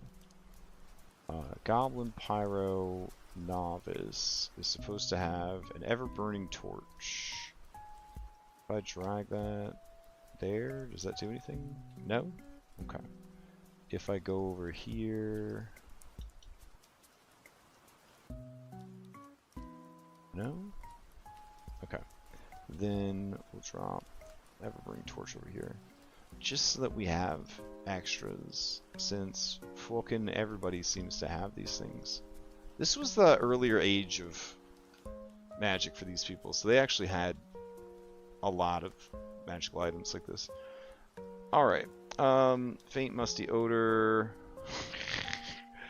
Okay, and then Nualia's chambers. Okay, so large chamber seems to have serve a single or dual purpose. To the north is a fine bed with silk sheets. This room serves as a bed chamber, although she hasn't spent time recently. She had the fine bed to the north, brought in piece by piece from Magnamar, one of her few concessions towards luxury. Okay. Then we've got room 6, which is the workroom. Crates, barrels, and mountains of miscellaneous refuse lie heaped in this room. Nothing worth noting. Tentamort hunting grounds. What is a Tentamort? Oh, here I thought you could just stroll in the side door. Okay. Tentamort. There's maybe that monster has survived to this age of magic. Nope. All right. So a Tentamort is a medium aberration. It has blind sense. The cavern has been a deadly monster called a Tentamort. The monster looks something like a leathery eyeless squid with a squat body the size of a rain barrel.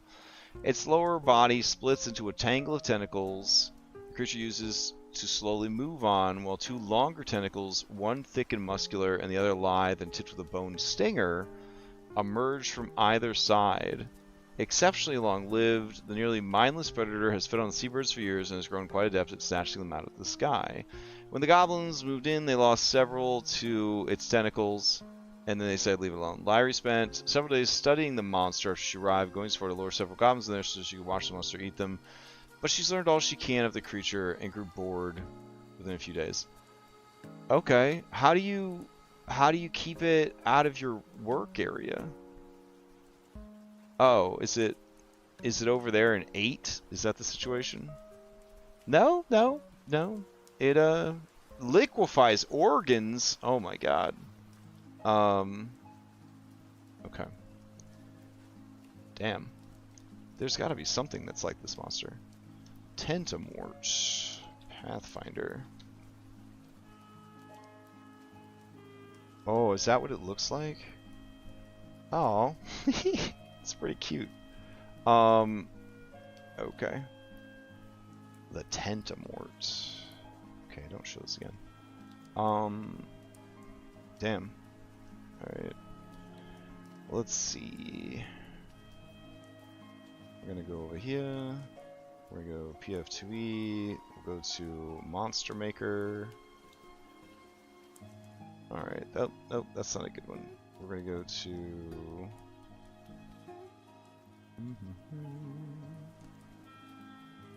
Monster Manual. There we go.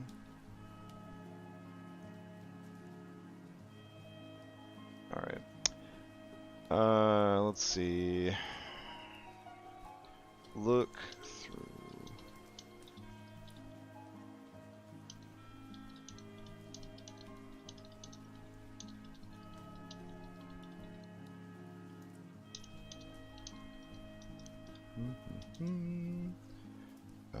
Let's see. Grab this. It feels like a roper for babies. Hentai creature? Oh yeah. A fat, lumpy mass of tentacles? Yeah, I'm pretty sure. Alright. Thoroughly reviewing all of the sources, consider just using a Chul. I mean, honestly, yeah, I mean, a Chul would be pretty good. Okay. Chul are pretty tough, right? Yeah, they're like level 7. I don't know if a Chul would work. Gibbering Mouther, a Grothlet. Hey, that might be it. Grothlet. Hey, it is!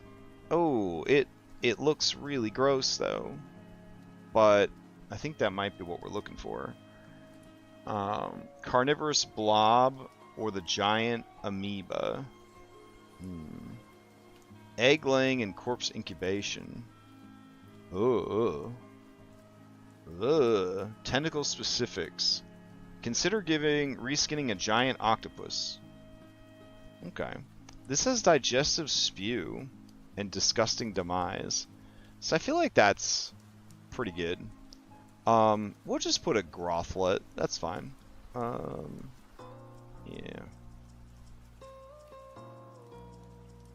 I've faced these creatures before. Dude. Manageable. Aw, you son of a bitch. Alright, hold on.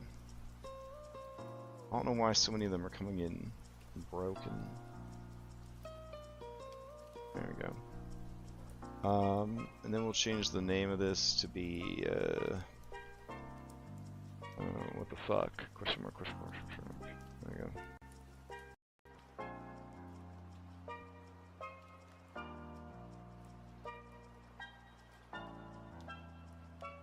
Alright, let's see. Grothlet, what the fuck? Good. Okay, then we jump back into the adventure. Tentamort lair. Alright, prison. Another prison. The last dungeon had a prison too. I guess that's what a dungeon is. Southwestern wall of this room is a bank of cells with iron doors, 6 in all. The rest of the room is obviously a torture chamber. If the goblins have captured any prisoners during the adventure, they are kept here. Since their jailer and torturer Brunkle went missing during the raid on Sandpoint, this area has been neglected by the other goblins. Oh. Who often forgot to come down and check on the prisoners for several days, leaving the prisoners to ration their already meager food and water. Oof, that's terrible.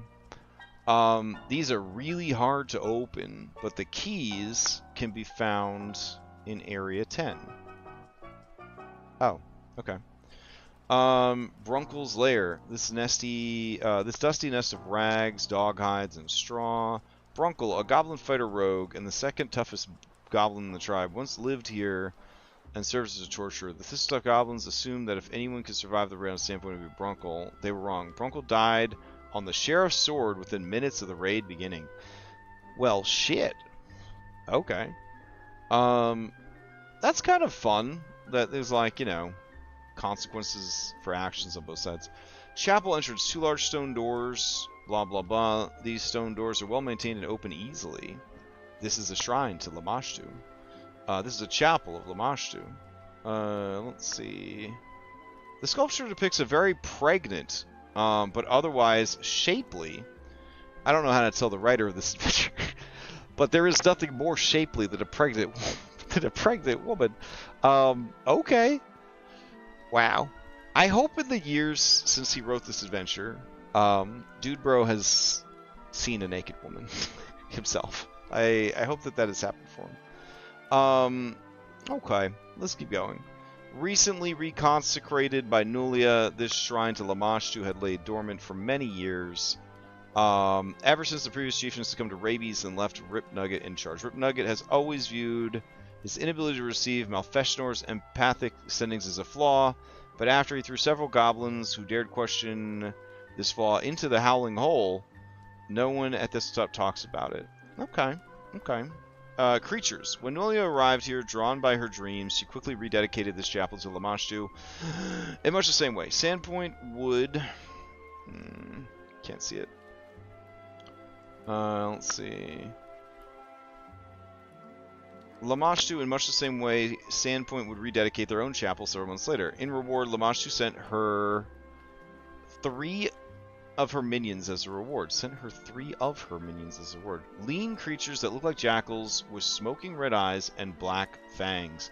Yeth hounds. 2 lurk in the shadows of the chamber, while the other remains at Nulia's side. Alright, Yeth hounds in 5e are pretty fucking awesome. So I'm curious what the Pathfinder Yeth hound is bringing to the table. It's a level 3 creature. 55 health. Constant spells. Airwalk. Love it. Alright. Sinister Bite. A good creature. Bitten by Yethound. Must attempt a will save. On a success, the creature is temporarily immune to Sinister Bite for a minute. Creatures in the field become frightened 1 or increases the value of its frightened condition. Alright, what if I just put a creature bitten? I don't care if you're good or not. If you get bit by an evil dog, shit happens to you. So stupid. Alright. Constant spell. Knockdown. Okay. Bay. Yethound emits an unearthly howl 300 feet away. Can cause frightened 3 and fleeing on a critical fail. Whoo, baby. Okay. Yeah. So, let me make sure I change Sinister Bite on the right entry. Yeah, I did. Okay. Alright, so 2 of them hang out in the shed. Okay. Let's see. Close this. Open this. Go here. Here. Here. There. Alright, let's try again. Alright, so these creatures go here. Ooh, they look so spooky in that red light. Oh, damn. Alright. During rituals, all the goblins in the complex, as well as Suto, Lyri, and Bruthasmus, gather here. Orc attended the first service, but has bowed out, claiming someone needs to guard the complex during the ceremony. To his relief, Nalia agreed. At any event, taking room of goblins and cultists is not a good plan for low-level PCs. Agreed. Alright, D13, Gerblin Art Gallery. Oh, jeez. The lower 4 feet of the walls are covered with crude drawings in mud, blood, and paint. Most of the drawings show goblins engaged in some sort of violence against humans, horses, or dogs. One picture on the north wall is at least 3 times the size and complexity of the drawings. The image shows Thistletorp from the side, the goblin stockade perched like a crown. The cave has been drawn into the center of these images, looming inside what appears to be an immense muscular goblin with snake-like eyes, a dog slicer, and each taloned hand. If the scale compared to the rest of the drawing is believed, this goblin must be at least 30 feet tall. Fortunately for the PCs, the depiction of Malfeshnikor is based on nothing more than their hopes and dreams. Okay. Alright, the war room.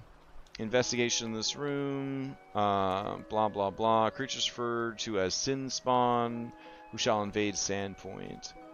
Alright. 15. Large wooden work table sits in the middle of this room. Its surface cluttered with scrolls, books, and stone tablets, covered with dense, spiky runes. The fragments of carvings that appear to have been chipped off the statues or bas-reliefs to the north. A floor-to-ceiling set of wooden shelves sag with picks, shovels, brushes, lanterns, blah, blah, blah. Alright. Though all 5 of the bandits spent time in this room, only Lyri, Akenja, and Nolia have the obsessive interest in the runes to spend much time here. And since Nolia has been spending more and more of her time in the observation chamber below, Lyri's been able to study here in peace and quiet. Ooh, Lyri, a babe. Alright, let's see what we got. Lyri Ajenka. Okay. Let's see. Save as.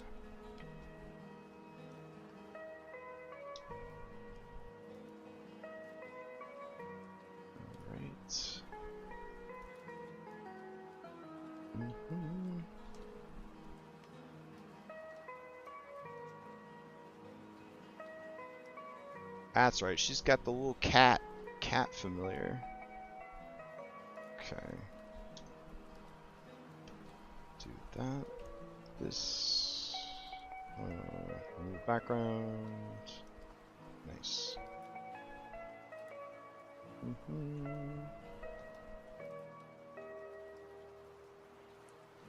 Alright. Save as. Doomed. Lyrie. Okay. And then she has this adorable cat. Adorable cat. Alright. So let's see. Hide this. Duplicate that. Bring the cat over.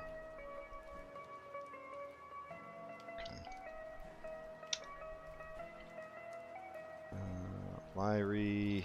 Cat. Okay. So I don't think Lyrie survives either. Okay. Or gets to come back. So Lyrie Akenja is 100% a wizard. And she likes all the normal wizard stuff. Okay. Alright. So let's see. Familiar. Fetid familiar? Giant fetid familiar? Familiar shadow. What is a giant fetid familiar? Claws, jaws. Oh god, it's large? Okay. Cat. House cat. Cat level 1. Yeah, we'll do cat level 1. There you go. Alright. What is the cat's name? She's in her early 20s, dark skin, long hair, braided tightly, into cornrows, shows us a poor self-image about herself. Her familiar is named Skyver. Alright. Cat level 1. Skyver. Nope. Alright, I will spell it myself. Skyver. Lyrie's familiar. Alright. Unique. Go here. You can be named Cat. There we go. Let's go here. 7 Dooms. Actor. NPCs. Alright. Get that cat. Get that lady.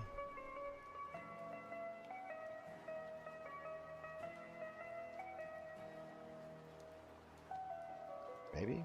There we go. Alright.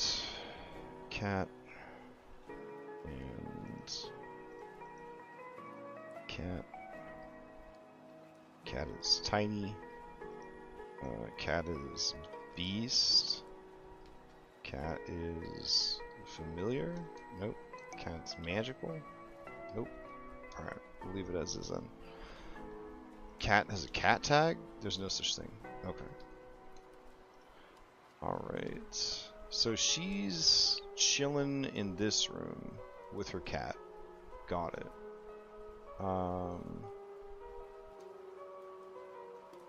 Skyvers? Where the fuck did you go, Skyvers?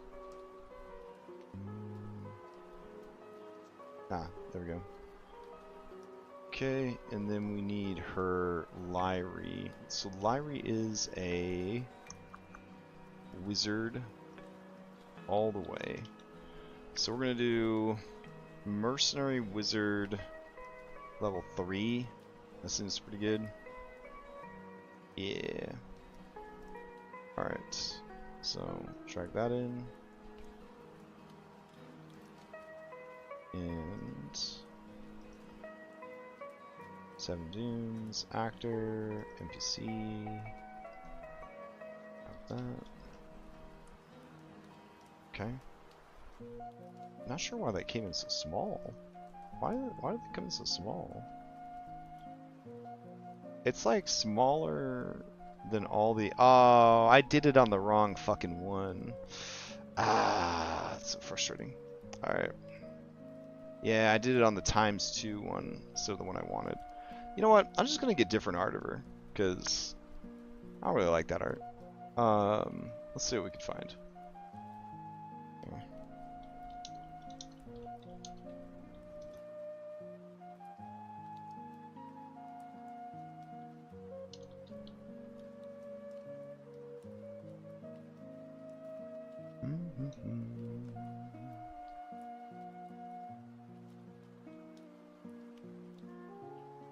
Let's see.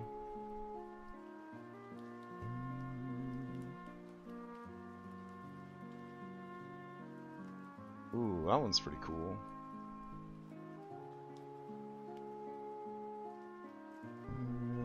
Let's see. RPG corn rows. Okay.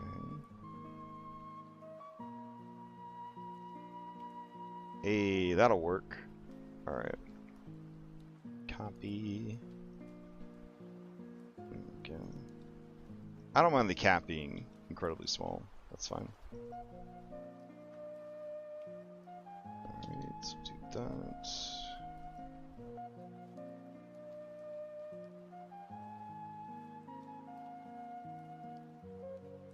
Alright, save it again. Dune. Lyrie. Token. Alright. Let's get back in there.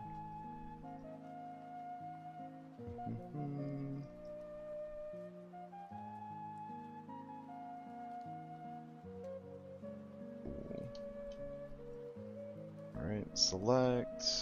Elite. Lyrie. Akenji. Alright. Go here. Paste that in. All that should be fine. Go here. Do that. And update. Make it unique. Okay. So she has a dagger, not a staff, and she has a wand of magic missiles. Okay. So let's see. Dagger. We'll do.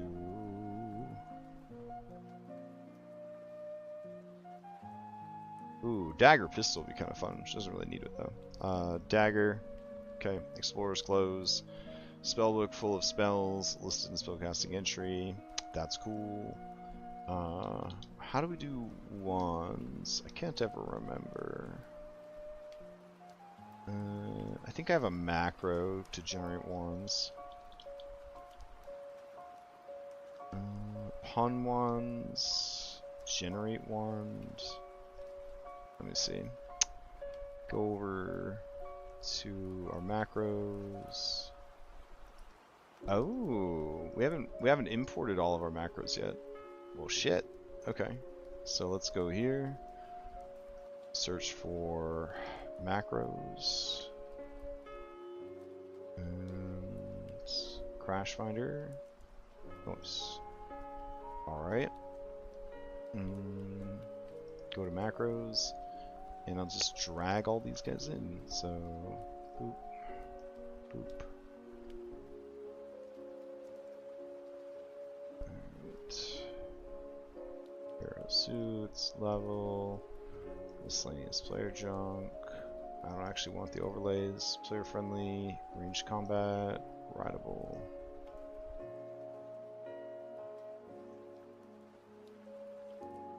And there. Alright, so now we'll look for wand. Here we go. Wand and scroll generator. Oof. Okay. So this is going to be a wand. And we're going to make it tradition, arcane.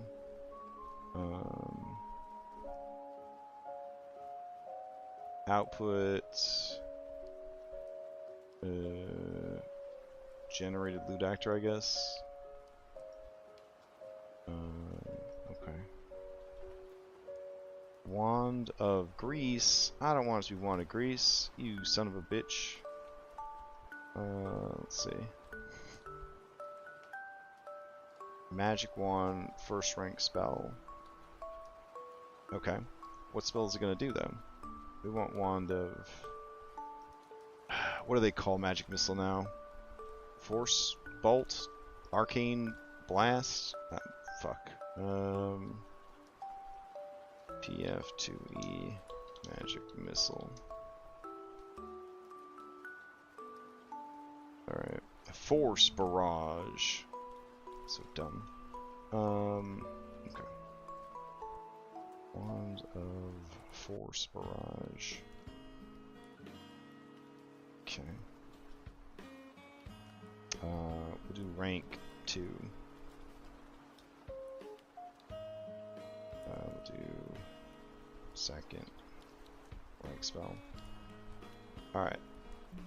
It doesn't have primal. Cool. Okay, so we'll drag that over to her. Nice. So we're gonna add another entry. We're gonna put charges. So go off of her intelligence. Create. And then we'll do force barrage.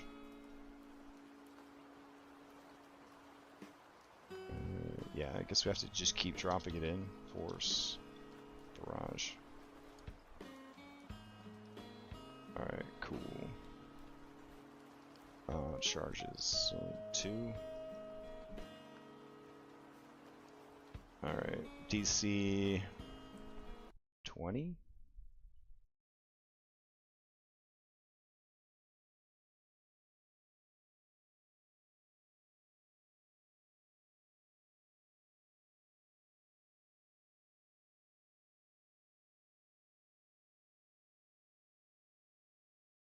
Oh. Hello? I think I lost my connection.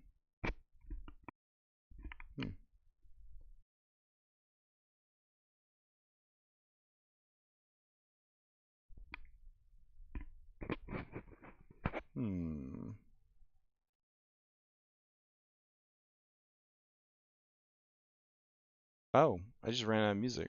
Okay. Alright.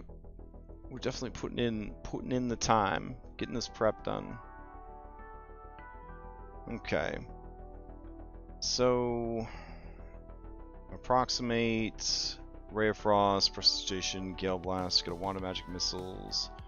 Fine Silk Gown, Ever-Burning Torch. Another Ever-Burning Torch. Okay.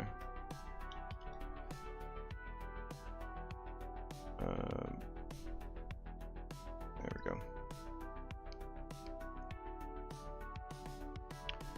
Okay. What else has she got? Pouch of Artifacts. Pearl Earring.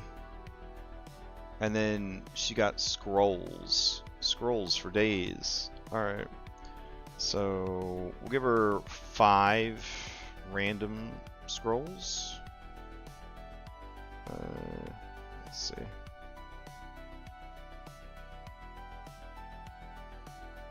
This will be generated loot. Alright.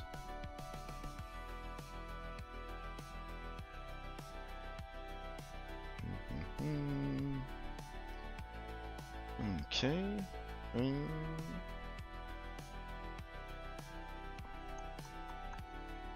Alright. That works. I feel like she should have something else, but maybe that's enough? Yeah. Okay. Oh, right. The other guy's supposed to have potions on him, right? So let's see. Auric. Where are you at, dude? Okay. So inventory, yeah, Bravo's brew. Okay, that's cool. So you're supposed to have under consumables. Nope.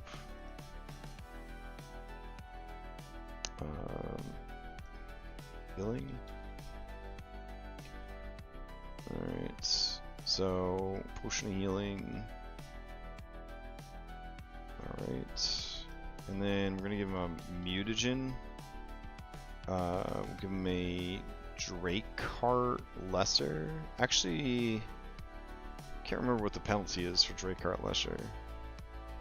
-1 penalty to will saves, reflex saves, and all skill checks to recall knowledge. Okay. So, energy mutagen. Oh man, 3 other energy types? That's fucking terrible. Okay. So, Juggernaut mutagen. Gain +1 fortitude saves. 5 temp HP. Alright, that sounds fun. Alright, so we'll give him that. And then, let's see. You gain Inner Serenity, -1 filter attack rolls, and save DCs of offensive spells. Definitely not. Cognitive mutagen. Yes. Alright. Okay. Cool. Alright, so she's taken care of. Close that out. And drag her out onto the map. Alright, and then torch. Alright, cool. Okay. Fun. Alright. So I think that covers this floor. Let's see. Scroll to here. Research room. Alright. If Suto escaped from the PCs, he runs to her for help. If Bruthasmus escaped the PCs as well, he too is waiting here, hoping to hold them off from reaching the lower level. Okay. Aren't you guys making it kind of obvious? There's a secret door there? Okay. And then there's nothing in 14 except the plans, and then you hear somebody in that room. Got it. Alright, cracks in the walls here. We're going down to the next level. Alright. Thistletop 2. Alright, we're going to hit Control G. There we go, so we can see what we're doing. Alright, cracks on the walls here and there, and while the first few rooms are fairly clean, dust and rubble clutters areas E6 through E10. Spiderwebs clutter the corners of the room. E1 through 4 are lit by lanterns, left on the floor by Nulia and her minions, but areas E5 through E10 are unlit unless otherwise indicated. Okay. Let's see. Lights. Lights. Alright.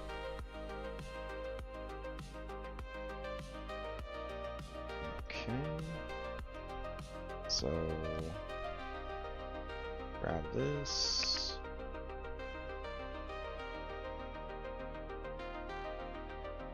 Do that. Alright. We go to advanced options. Alright, we go here. Alright, we go to UI assets, we go to icon folder, we go grab our light switch. There it is. Alright, and we apply. Okay. I actually want to look at these real quick. I thought there was an option that they didn't help you see, which is weird, but provides vision. Light source was an option. Enable serves additional vision point for tokens. I guess light is going to provide light. Yeah, just leave it. Alright. Cool. Okay. This level is part of the original complex that was hidden in the head of Karzug's sentinel statue. Wow. When the statue collapsed, the head came to rest at an angle. As a result, the entire level is sloped downward towards the west. As the level existed before the sentinel of Karzug's head fell and came to rest. When the canted floor doesn't appreciably impact movement, it does grant creatures a +1 bonus to attack roll made against those who stand in squares to the west. That's kind of a pain. I got an idea though. Let's see. We'll go ahead and grab this. Blurp. And we'll do that.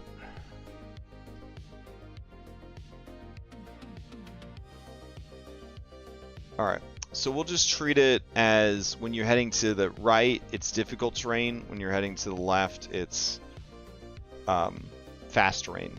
It's like everything's at an angle. That's cool. I like that.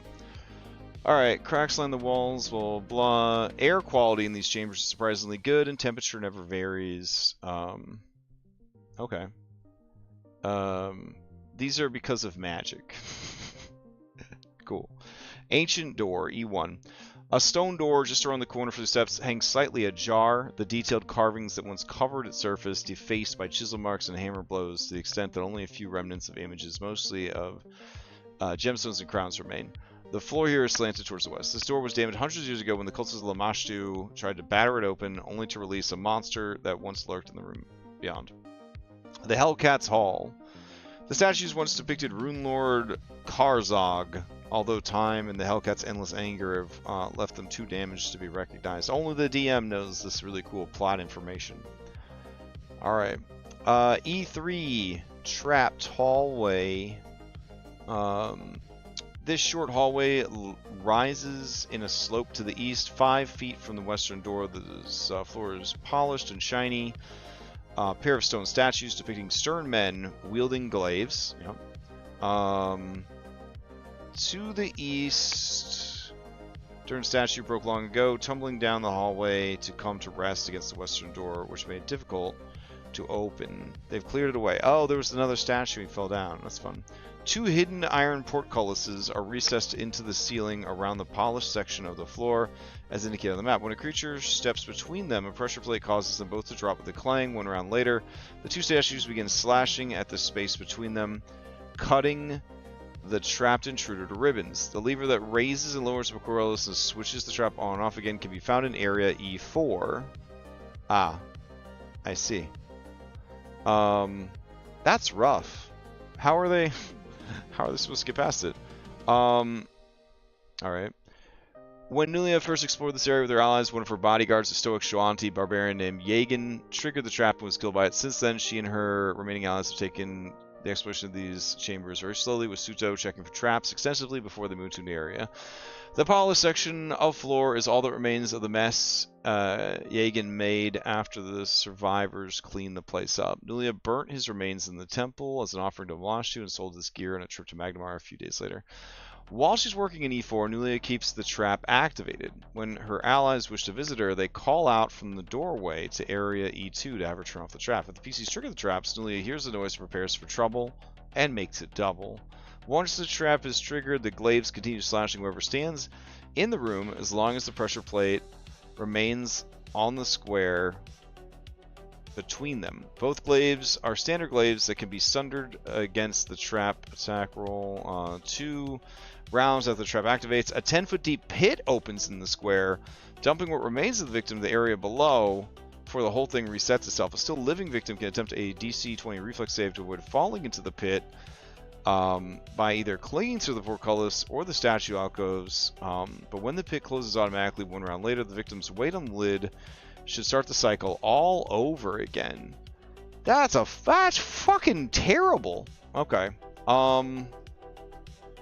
Alright, so what we need here is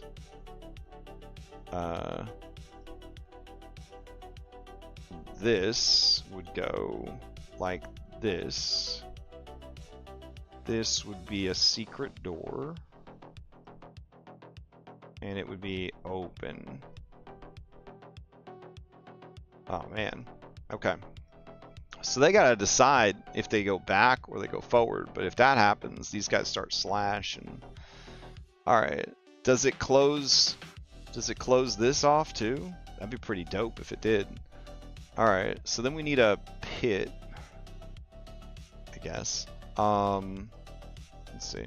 Go to maps,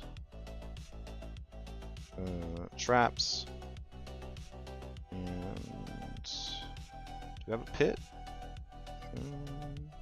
That's a spike pit. I thought I had a pit trap. Alright. Is it in a different... Do I have 2 trap folders? That'd be so dumb if I did. I do have 2 trap folders. I'm the worst. Alright. So... this is a little big, but it'll do. Okay. So hide that. Damn. Okay, then we gotta add wall here. Like so. Oh, no. Like so. Alright. And then the height of this is going to be -1. Wow. What a mess. What a fucking disaster. Oh, man. Okay. Alright. That's going to be a rough time. I feel like I could make a hazard for it. I doubt there is a hazard like this. Or... This seems like the most crazy fucking trap of all time. Like, they really want to fuck you up with this trap. Let's see. Hazards. Alright, we're going to do blade. Alright, so... sickle blade. Sickle blade. A skeletal arm holding a sickle is concealed in the ceiling and connected to a mechanism in the sliding door below it. The trap resets after 15 minutes. It does a sickle attack. Plus 16 to attack? Are you serious right now? Jesus Christ. That's insane. Alright. Maybe. Maybe. Alright, what else you got? What else is in here? You got a pit trap? Alright. Okay. This is just a obscured pitfall, spiked pit, hidden pit. I guess it's just a hidden pit. Let's see, drowning pit. Oh, all right. 30 feet deep and has 5 feet of water. Water pours from spout. Oh no. Okay. Let's do it. Drowning pit. Throw that in there too. Okay.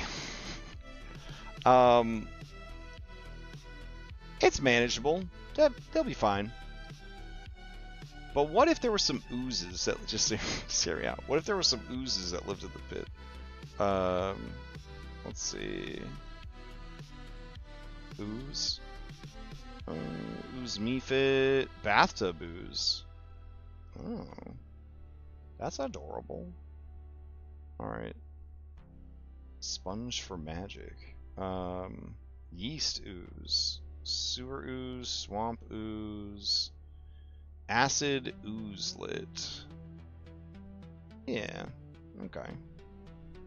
We could do that one. Or straight up acid ooze. Yeah. We'll just have an acid ooze that lives on there. Okay. Let's see. It's only level 1. I mean, it'll be fine. Alright, let's see. We'll go to our old school tokens for this. Tokens. Elementals. Oozes. Here we go. Are these my options? Yeah, sure. Alright. Okay.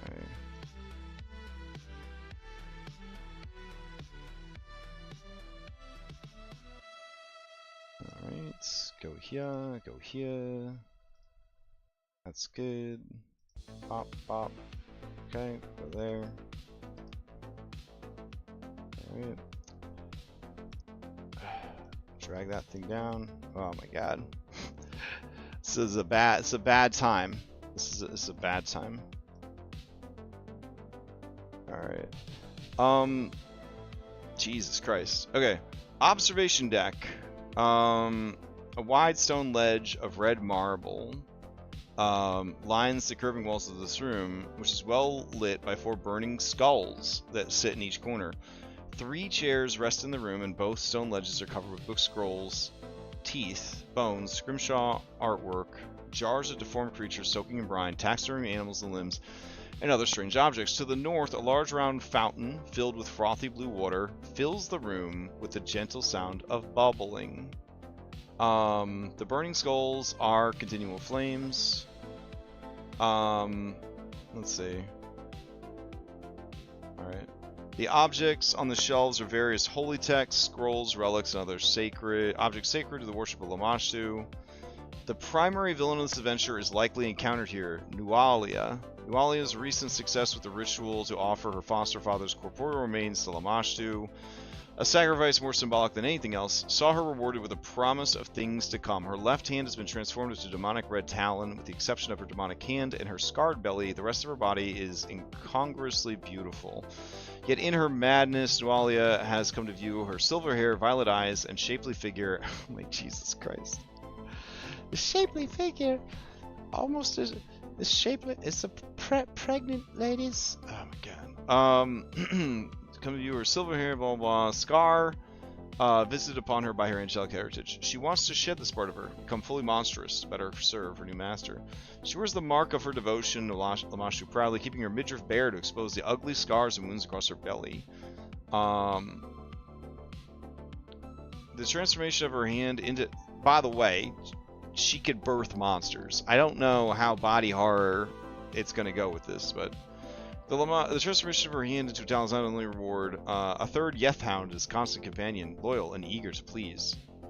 Wow, this is a fucking hard fight. She's got a Yeth Hound and she's just a total badass. Yes, Lex, this is the lady I showed you the other day.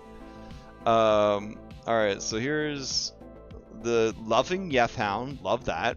Love that. Alright, Nualia.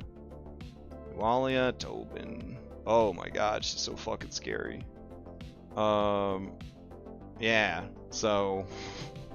I did not like the art that was made available for this adventure, so I generated this horror show based on what it was, and, you know, she's off a rocker, you know what I'm saying? Like, she's losing her goddamn mind here. Yeah. So I do have a pretty sick stat block for her. She has, where is it? Dangling corpse arm, and it has grab, Lamashtu's blessing, and shared sorrows. Shared sorrows, basically you have to like live out her backstory, and then you get like frightened, void damage, all that kind of stuff. She's got spores because, according to the original writer of this adventure, he believed that she was going to turn into a Vrock if she had the chance to complete her demonic transformation.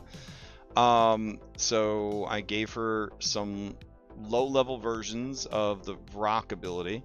So she emits spores. She has a scream. I did not give her the Pathfinder Vrock lightning abilities that they have. But she also has this fiendish constrict after she grabs you with her... What was the OG art? Just a fine ass woman. Just a fine lady. There you go. That's the original. So like, it's not bad. I mean, it's not bad at all. But I wanted something a bit more horrifying, you know what I mean? Like something a little scarier. This felt a little too pin up, you know what I mean? In like, yeah. Can you see it?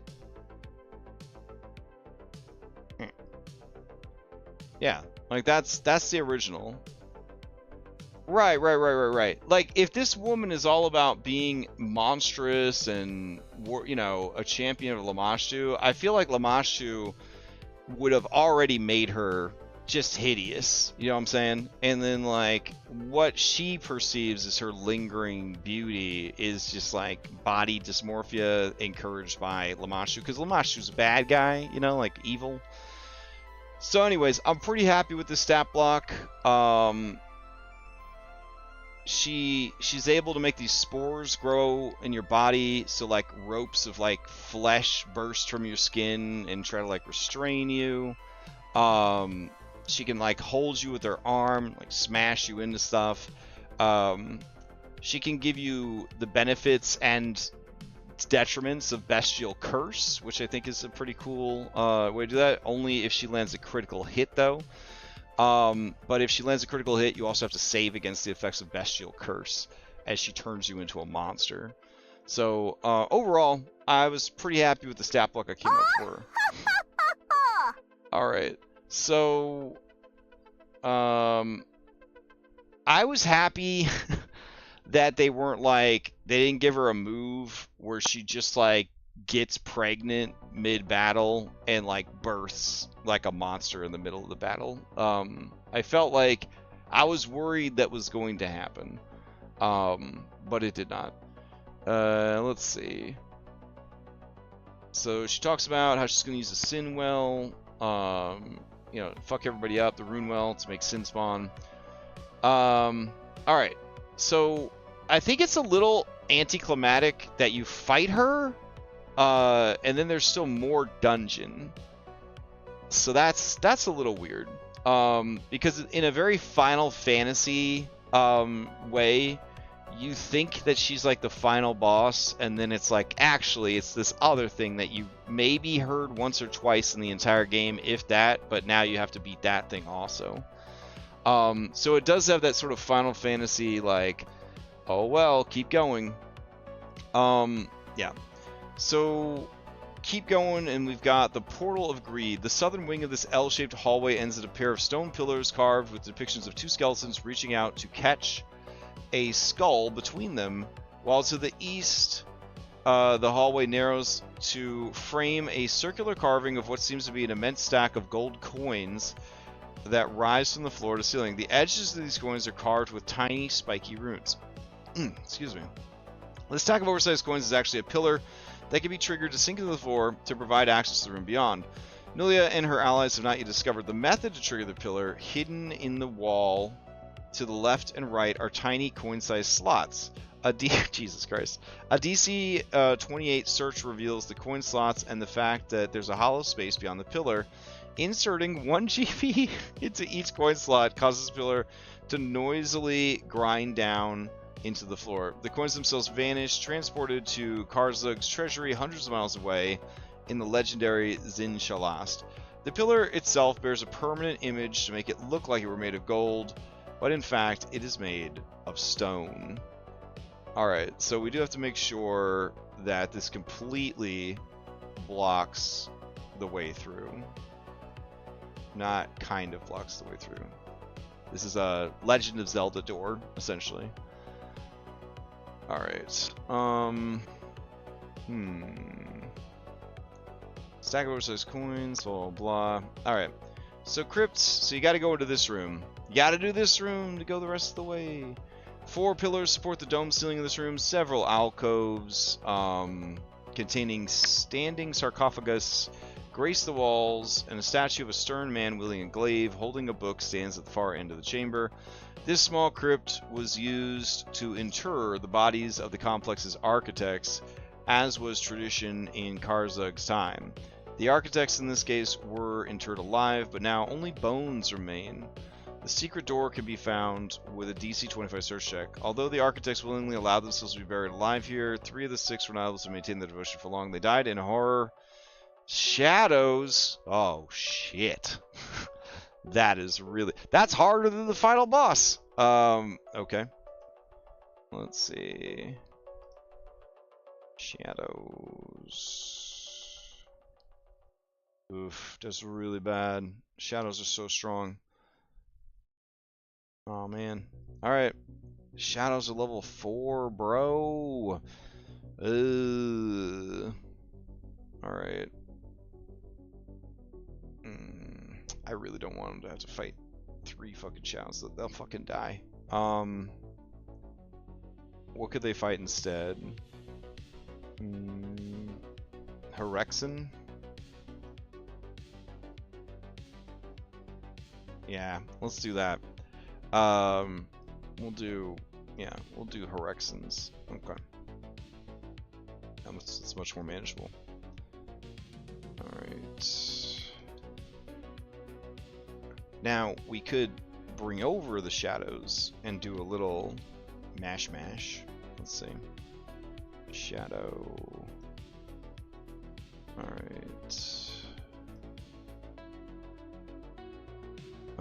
So we'll do Shadowed Hyrexin.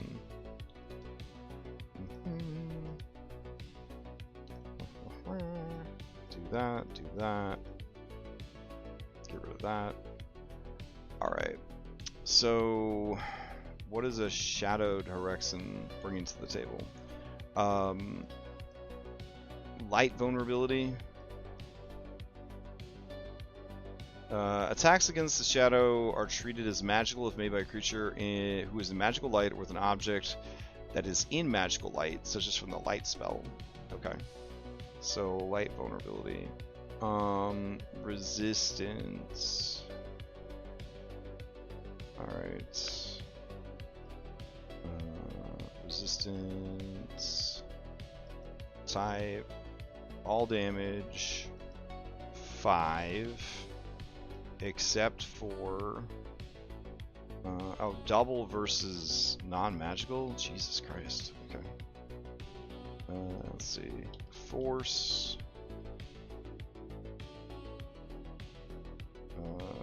Ghost touch. Vitality. And spirit. Alright, cool. Alright. They already have void healing. We're not going to give them spawn shadow. We're not going to give them steel shadow. Well, we could probably give them steel shadow, honestly. Hit a creature with a shadow hand strike. Yeah. Okay. We just don't want them to spawn more critters, is the thing. Alright. Steel shadow. That's fine. Shadow hand. 10?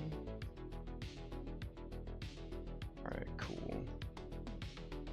And then they won't have the dagger.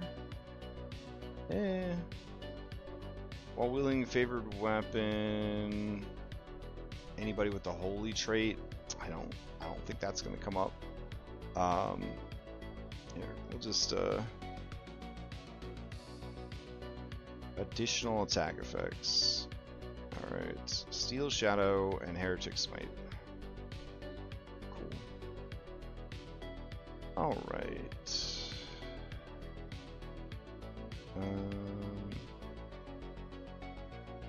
Just have all harm spells. All of them. Okay. And then we're going to go to here. We're going to go to light. We're going to go to... No, wait. Appearance. We're going to do tint color. We're going to go all black. Alright. Let's see how this looks.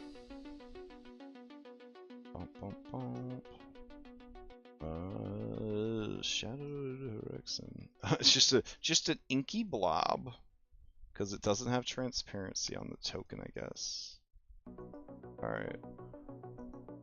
Shadowed Hyrexin. Okay. Well, that's unfortunate. So we'll do...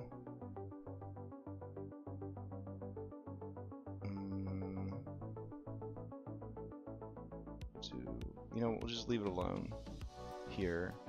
And then we'll go to light. Is a darkness source. Light color. there. And it'll do dim 10 and bright 3 and shadows. Alright, let's see how that looks. Ooh, I like that. That's spooky as hell. Alright. Cool. Alright, so we'll bring...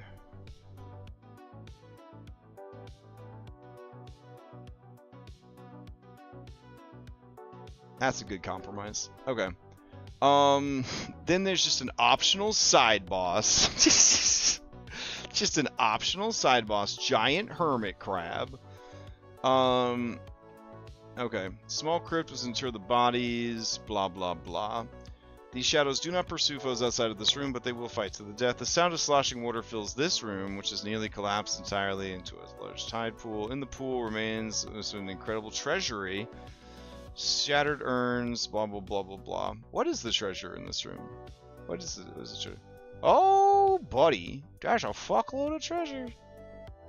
Wow. That is a lot of treasure.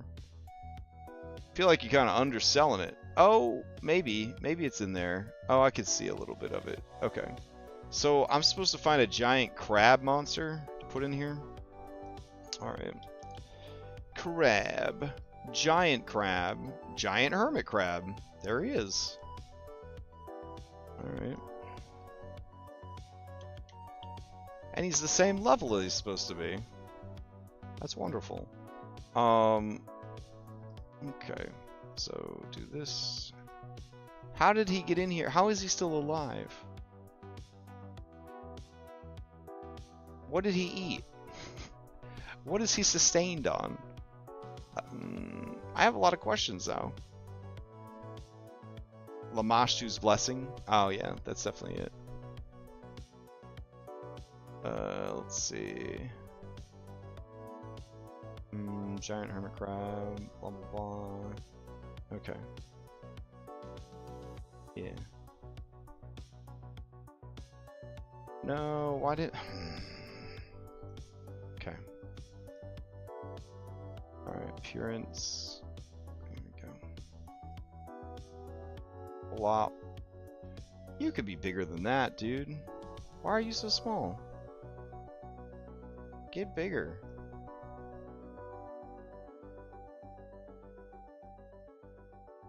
There we go.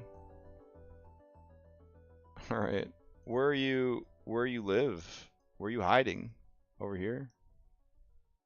Okay. Alright. Cool. So, I think all that's left is Malfeshkanor, which is good because I'm getting really tired. We're almost at the 3-hour mark, and I'm almost ready to stop. So, let's see. Cedron medallion. This medallion, a leather cord, worn, blah, blah, blah, +1. Oh, yeah. We were going to give her this locket. Inventory. Equipment? Locket.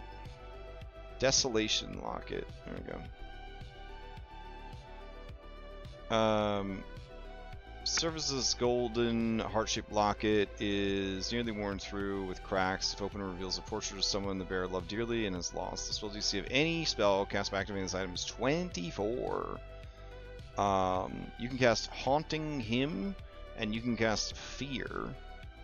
So, there we go. Divine, Innate. Alright, and it is Fear? I hope Fear is still a spell. Yeah, there we go. Alright, and then Haunting Him.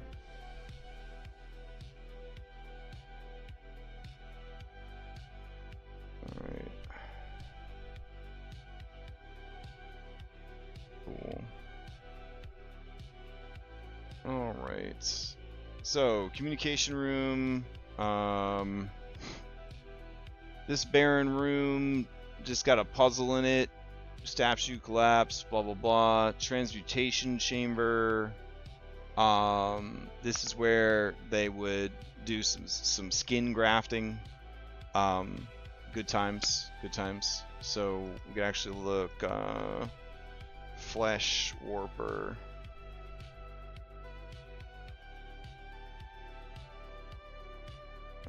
Let's see. I thought there was a, yeah, legacy content, ancestry, flesh warp. Nice. Humanoid transforms so completely, blah blah blah blah blah. So yeah, we'll that'll be a thing that they could do if they wanted to. All right. Malfeshkanor's prison. This dude is an encounter level 7. Jesus Christ. The doors of this room are made of stone, but bear no handles. An indented outline. I am curious if Malfeshkanor returns in the sequel. Let's see. 7 Dooms. Control F. Nope. He does not come back. Alright. This door is sealed with an arcane lock spell, but the key in area E9 can be used to twist and open the doors. Alright. The powerful Barghest Malfeshkanor, once of Alasnist lieutenants and the commander of a legion of Sinspawn, spent the last several thousand years imprisoned in this room. Karzag's agents captured the Barghest and transported him here using binding spell to imprison him so that he could be interrogated at leisurely pace. Yet, when the end of Thassalon came, it happened fast. Malfeshkanor was forgotten, survived the Sentinel's collapse, blah blah blah. He's an advanced, elite, greater Barghest. He just wants to fuck shit up. Each of the racks in the northern quarters contains 30 eternal candles, minor magic candles that burn eternally without heat, similar to continual flame. And then there's 100 gold. Buried in the bed of fine white sand is a ring of force shield. And that is the end of the adventure. Oof. Alright, so this guy's a Barghest. Here we go. Barghest boss work in progress. Alright, so he's supposed to be like a big dick final encounter. I don't know how tough I want to make him. For now, we're just gonna do that. We're gonna do Malfeshkanor, Barghest boss. Work in progress. Alright, he is unique. We will make him large, otherwise it's lame. We will go in here and put his name there. We'll link it. We'll turn off wildcard. We'll update. Alright, so he has decent saves. He's got resistance to fire and physical. He's got a weakness to holy. What's the original guy bringing to the table? Invisibility sphere, levitate, misdirection, charm monster. If he hears combat outside, he casts a visibility sphere on himself. Jeez. Alright. He do have invisibility here that he can cast. So that's the same. Figment and light. Not the coolest selection of things. Alright, he can knock down, he can change shape. Primal Hunt, a creature within the Barghest reach. Oh, he needs Paragon Defense and Paragon React. There we go. He has a mutation. He does an additional 1d6 poison damage and 1d6 persistent damage, which is shown there. Let's see. Turn the elite button off. Let's see. His claws cause unhealing wound. I feel like he needs something else. He has a breath weapon too, I think. Yeah, toxic breath, which has a very high DC of 25, which seems a little high. We'll set it at, I don't know, 22. There we go. All right. 8d6 poison. Is that a lot for an AoE? I guess it kind of is. He is supposed to be the big final fight of the whole campaign. All right. Yeah, I mean, it seems fine. It seems fine. I kind of want like something punishing from him.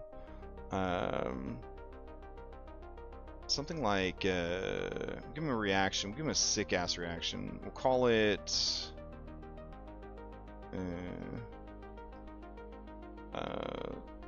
Smite the Holy. Alright, and then we'll make it a reaction. And then what happens is trigger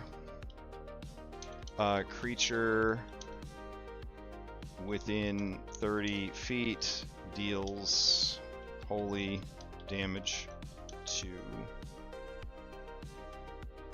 this creature. And then the action is effect. This creature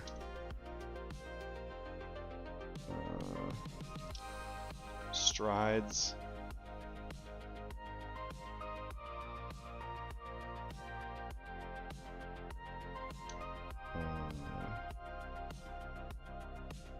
towards the triggering creature and may then make a strike if the creature is within melee range. Nice. Alright. Let's go ahead then and give his claws 10-foot reach. There we go. Alright, so it's gonna be long arms coming at you. That seems really good. Let's see. Barghest. Oh, that looks fucking sick. I really like that. Oh wait, what do we got here? I don't even know what I'm looking at anymore. I don't know what I'm looking at.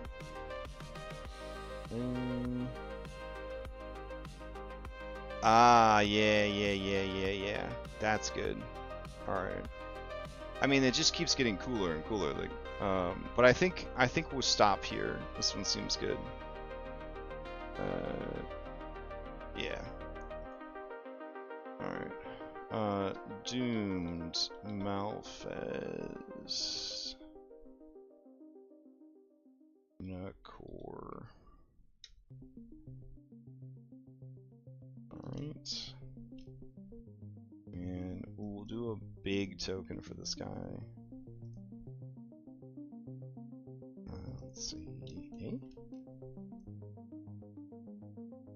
Like, I'm thinking the claw coming down like that. Yeah, that's pretty cool. Let's see if that works. Alright.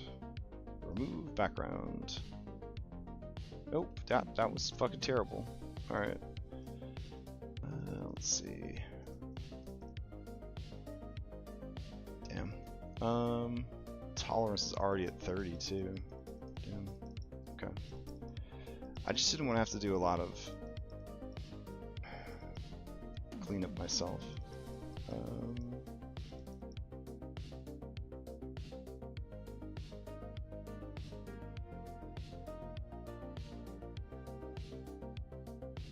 Alright.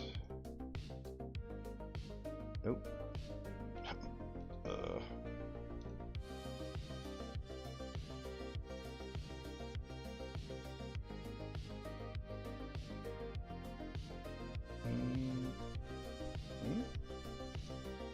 Okay. So I'm gonna go back here, grab this. Okay.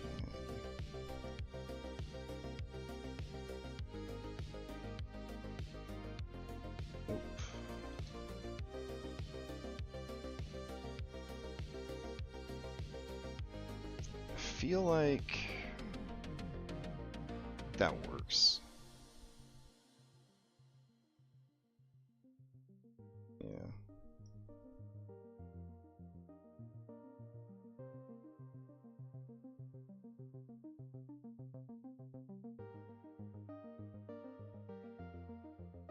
Like, the messiness, in a way, I'm not trying to, like, be lazy, but the messiness kind of sells it, I think. Alright, so auto contrast. Good. Alright. Let's see. Doomed. Malfesh. Core. Token. Alright. Let's head back in. Grab this. Go here. Go to 7 Dooms. Actors.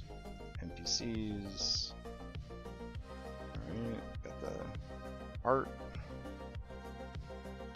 But then also we'll grab the token. Alright, so that goes like that. Let me go in here. Appearance. Okay, go grab this.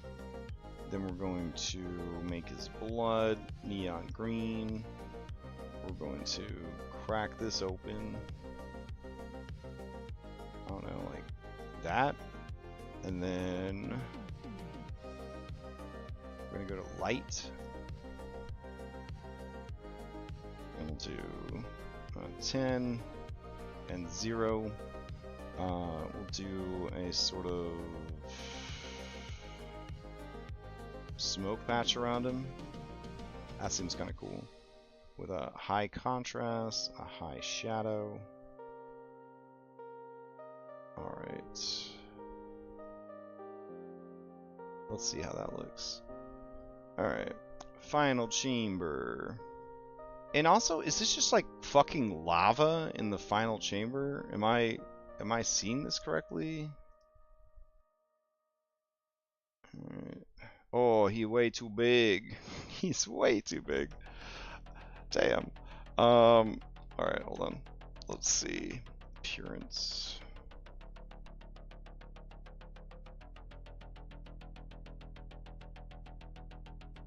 Like, I want him to show up, but I mean, there we go. Goddamn. That's terrifying. Alright. So, let's see. Light. Alright.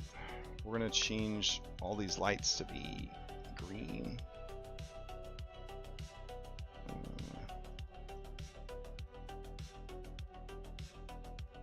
There we go.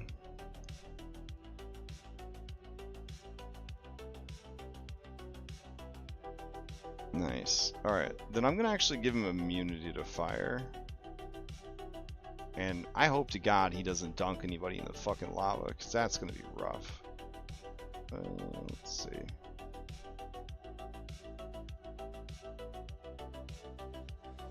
Man. Okay. We'll probably shrink it down a little bit more. Appearance.